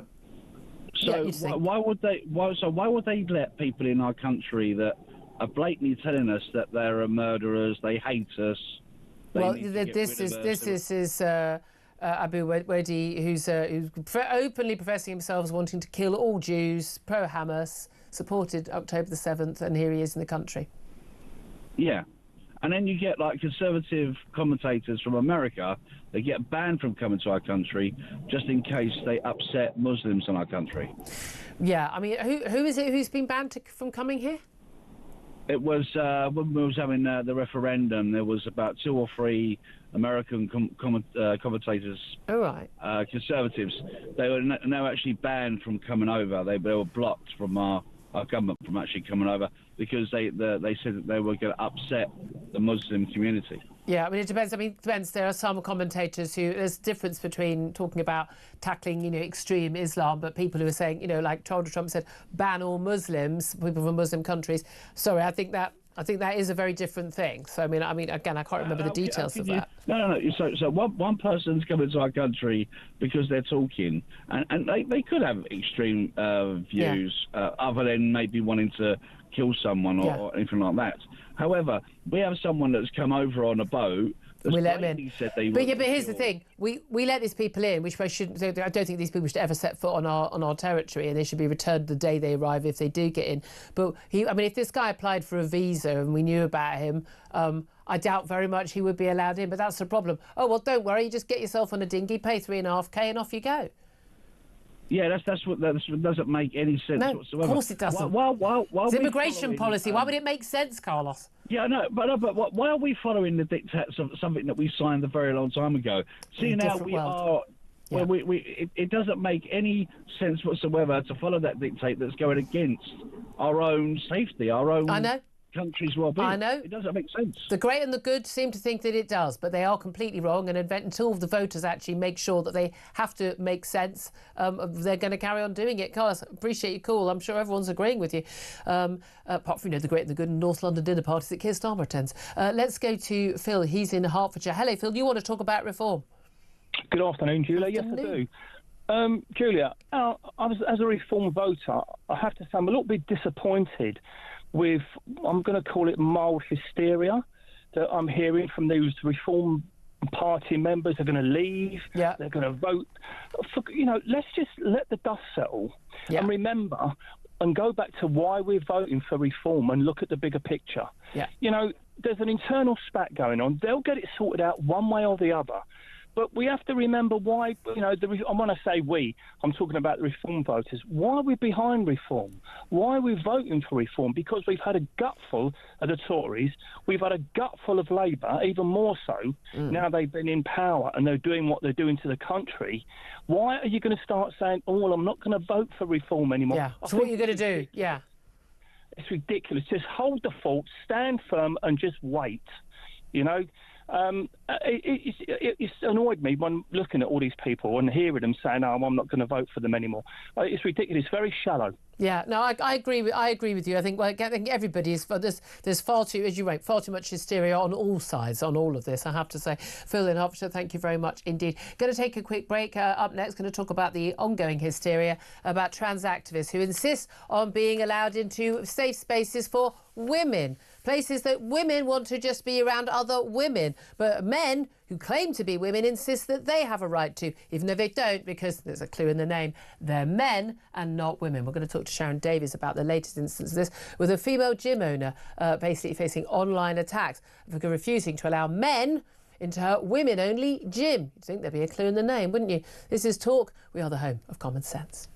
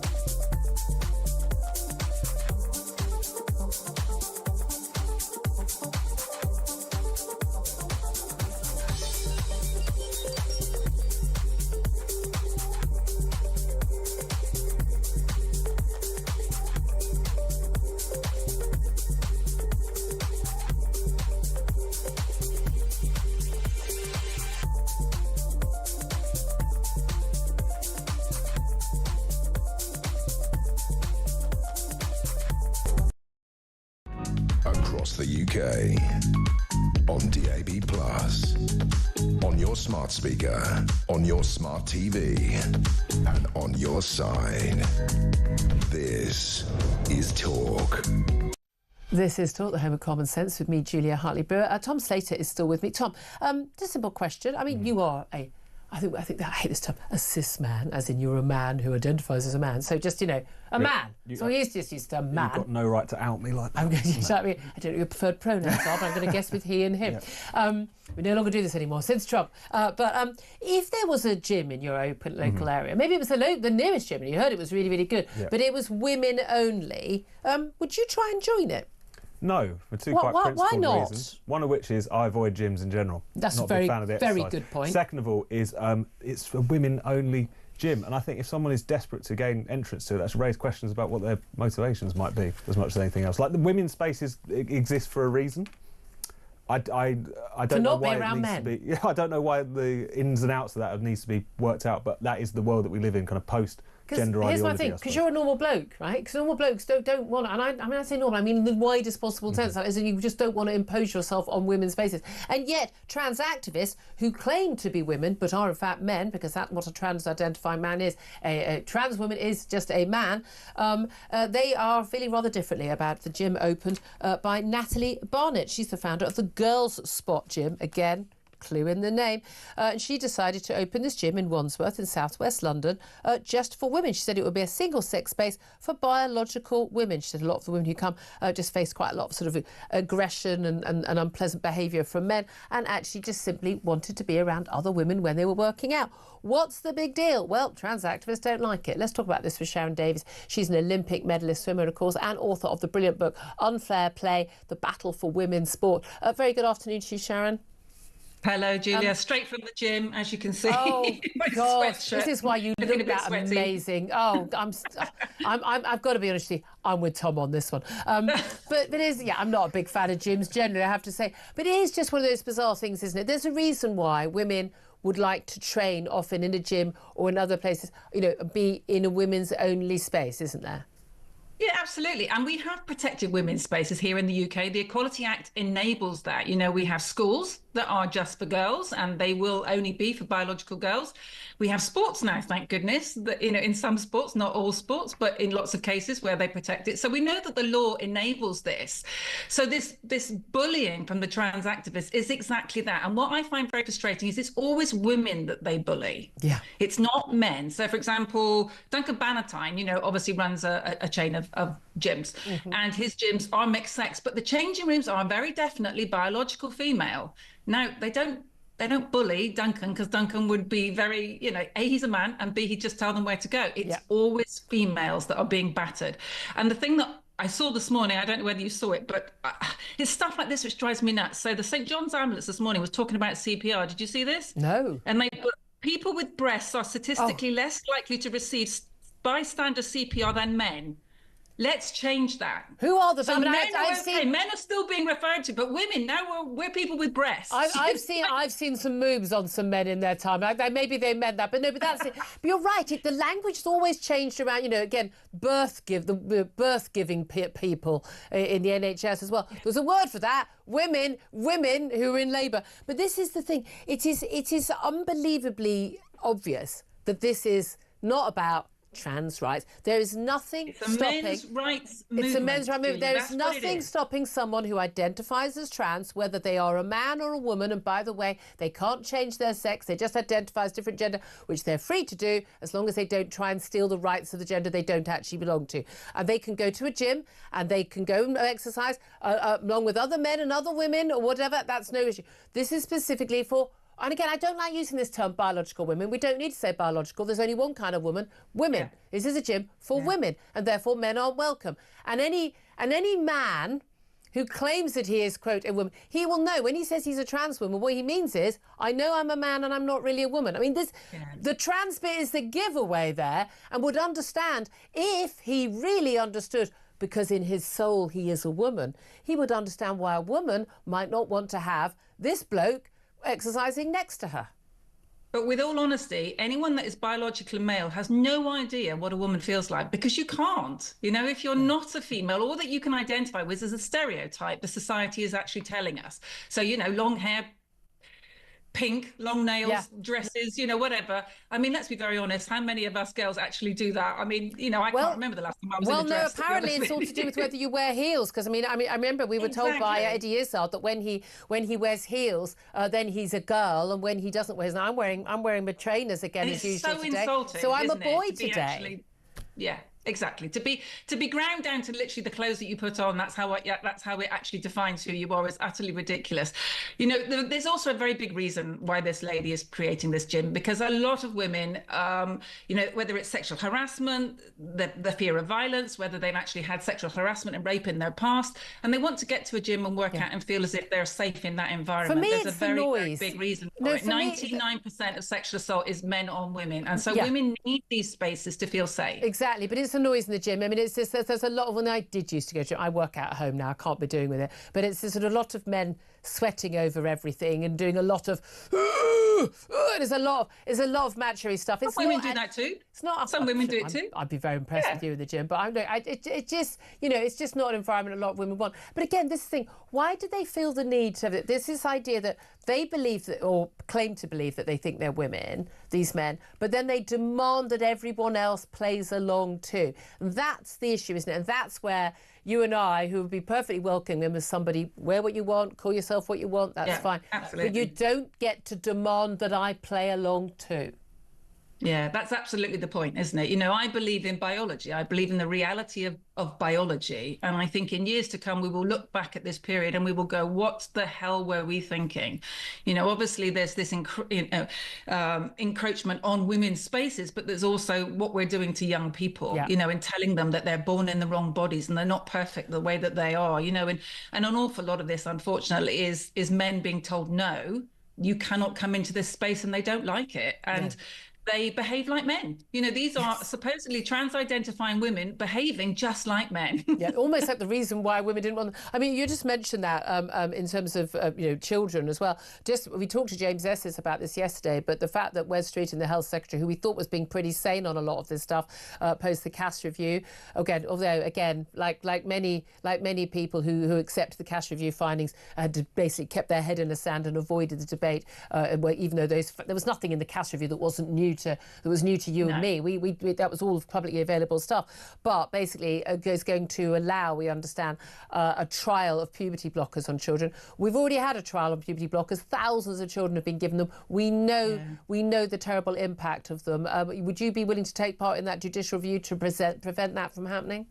Oh, absolutely. I mean, I think this is, you know, the biggest disaster to our young people in medical history ever. And the backlash is going to be for decades to come. You know, I speak out in particular because I was around during that East German era, and I know what giving testosterone to young females will actually do to young female bodies. It kills them, and it makes them sterile, and it means that they can't have children, and, you know, and they have huge health issues for the rest of their lives. So we're taking perfectly healthy young people who may have a dysphoria and aren't happy with the body that they have, but it is the body that they have, and it's a perfectly healthy body, when historically 98% of them will have grown out of this by the time that they get to, you know, adulthood, and many of them are actually end up being gay, and we're making them patients for the pharmaceutical industry for the rest of their lives.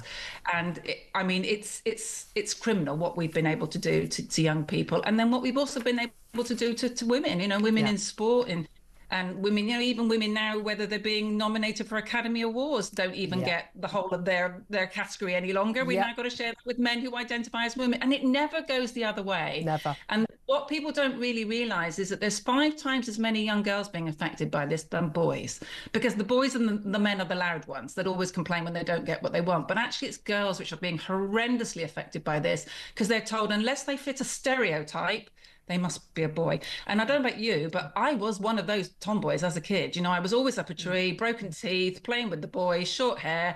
You know, I wasn't playing with dollies and wearing pink all the time. I was quite competitive, surprise, surprise. I was never a boy. And my biggest achievement now as an adult is being a mother. And it breaks my heart that many of these young girls will have that removed from their future. Absolutely, absolutely. Well, you know, I'm your biggest fan, Sharon Davies, but I definitely don't want to be next to her in a gym. Sharon Davies, Olympic medalist, swimmer, and author of Unfair Play, The Battle of Women's Sport. Go and have a shower, lady. Tom said it is the thing. She makes the point, and it's such a funny point. This never happens. It's not women who identify as men who are making these demands. It's always men who, again, who claim to be identifying as women. I don't believe that most of these men actually think they are. And it also gets to the heart, doesn't it, of why sex-based rights exist, primarily for women's safety and dignity. Yeah. That's why this is such a fraught issue. It's not because, oh, as soon as you traverse the boundary in any direction, it's the same thing. No, it's fundamentally different when you have a male in a man in a women's space. It's just completely different. And I think a lot of people have had to have a kind of crash course again on why those rights were so important. Why they were so They didn't hard come won to about begin just with. by accident. There was a reason why women fought for them, exactly. 12:48 is the time. We're going to get you up to date, I guess, on what's been going on with that, the sentencing of Carl Clifford in just a few moments. Also going to be talking about why farmers could be forced to sell their fields for less than their potential value under the new measures of the government's planning and infrastructure bill published today. That's up next. This is Talk.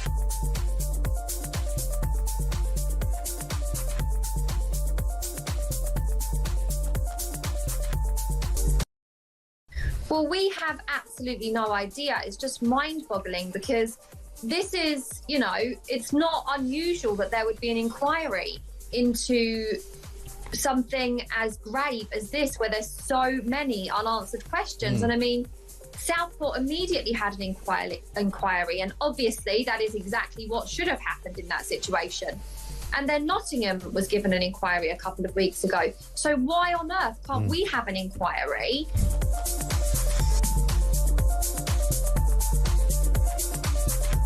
Utterly convinced that Rupert himself had a mark on his back the minute Elon Musk endorsed him, because that for Nigel was like, oh my goodness, I've got a guy in the party who's more popular across the Atlantic than I am, and Rupert is proving to be more popular in the UK than Nigel Farage is, and he can't bear it, so he wants to take Rupert out. And to try and destroy Rupert, not just discredit him, but to destroy him, is unacceptable, and therefore Nigel Farage should resign. Across the UK, on DAB+, on your smart speaker, on your smart TV, and on your side. This is Talk. Good afternoon. This is Talk, the home of common sense for me, Julia Hartley-Brewer. 12:51 is the time. Right now, let's talk about the government's new planning and infrastructure bill published today and why this is bad news for farmers. They could be forced to sell their fields for less than their potential value if they are seized to build new homes or hospitals. Let's talk about this with Tim Bonner. He's the Chief Executive of the Countryside Alliance. Good afternoon to you. Good afternoon. Thanks for joining us. Well, I mean, look, we've already got a system where if there is a sort of a public interest, people could be forced to sell their property, including farmers selling their fields. Why is this change in the law going to be a big issue for farmers? Why is it going to basically mean that they get less money?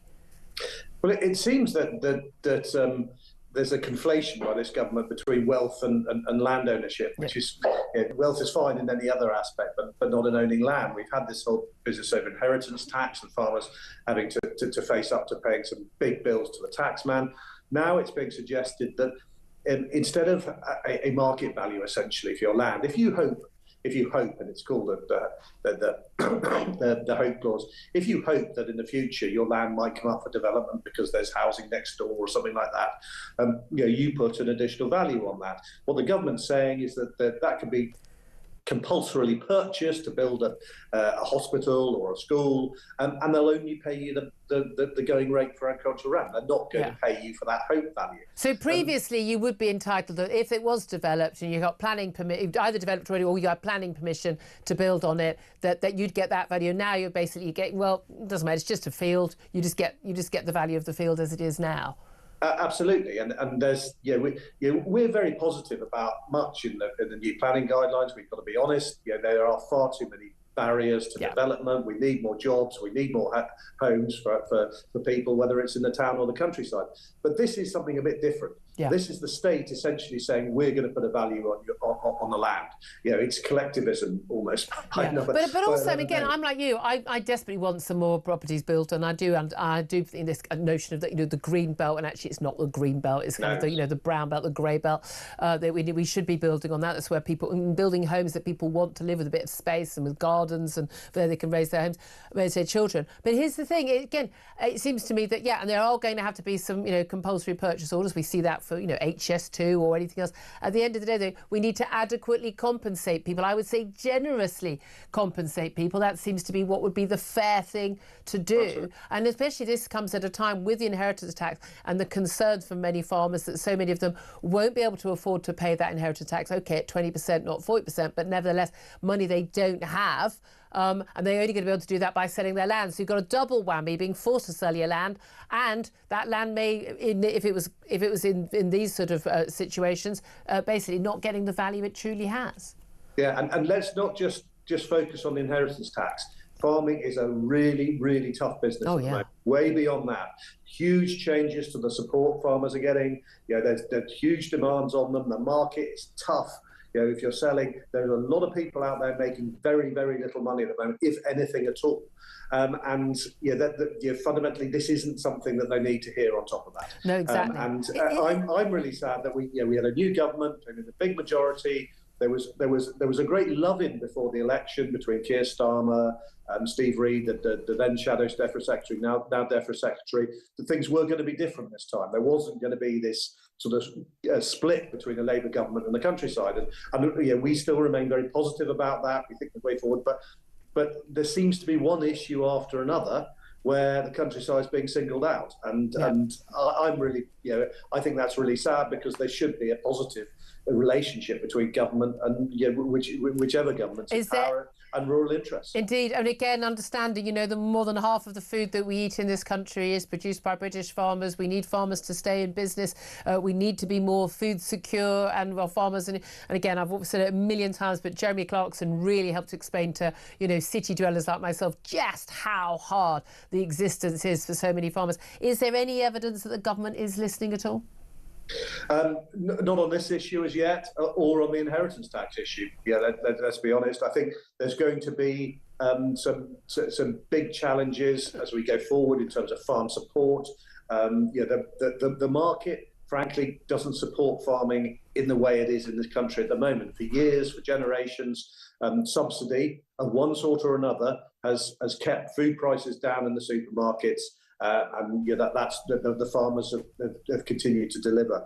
That is all changing, one issue after another are hitting the bottom line. The countryside is concerned. It's really worried about the future, as it was before the election. Indeed. Well, you've got our support here at Talk, and many of our audience as well. I'm sure we'll speak to you again. Tim Bonner, Chief Executive of the Countryside Alliance. Time is almost against us here. Just a final quick word from Tom Slater on that. No, I think it's just clear that these issues aren't going away because the farmers are refusing to let them go away. And I think Keir Starmer is learning to his cost, as previous governments have, that you shouldn't get on the wrong side of people who operate very large machinery. And you actually essential personnel, like bin collectors in Birmingham, essential personnel, not what us bunch of losers do. People do actually do jobs that actually really matter. They'll notice if they don't show up. Yeah. You notice, exactly. They notice you don't show up. You can't take a few days off sick. They notice. Just to let you know, by the way, we heard it in the last half an hour say the Metropolitan Police have begun an investigation into these allegations of verbal threats which have been made against Rupert Lowe, the now no longer Reform MP. In the last few moments, Rupert Lowe has tweeted he's instructed lawyers to represent him. He says, my lawyers have made contact with the Met Police, made them aware of my willingness to cooperate in any necessary investigations. They've not yet received any contact from the police. And he points out it is highly unusual for the police to disclose anything to the media at this stage of an investigation. He says, I remain unaware of the specific allegations, and in any event, I deny any wrongdoing. The allegations are entirely untrue. Really interesting. Amazing how much this has spiralled out of control, isn't it? Joining us right now is Ian Collins. I know you were talking about this a lot on the show yesterday as well, but it's ongoing. Do you know what came up yesterday from quite a lot of people? This idea of the police being called over, an argument, whatever. We don't know what it will turn out to be, etc. But there was that sense that this is what other parties might do. But in Reform, we go down the pub, we have a couple of pints, and we sort it out. I mean, have a punch up in a car park if you need to. Do it like real men. Yeah, but now the old Bill are kind of called in on this one. But again, why are the police making statements? They haven't even made contact with Rupert Lowe. Why are the police making statements about it? Unless there was some reason to put something to... I have no idea. But why? You haven't even spoken to someone. An allegation is made. At least allow someone to have a private conversation and 100%. Put their own evidence forward about why... You might think so. You're no longer innocent until proven guilty. But it's interesting looking at social media how some people... real die-hard Reform supporters saying, I'm out. I'm not part of this. I don't want to be a member of the party. Which begs the question as to how those people would now vote. There's a by-election coming up. Where does that leave people? We had a call a little bit earlier and he pointed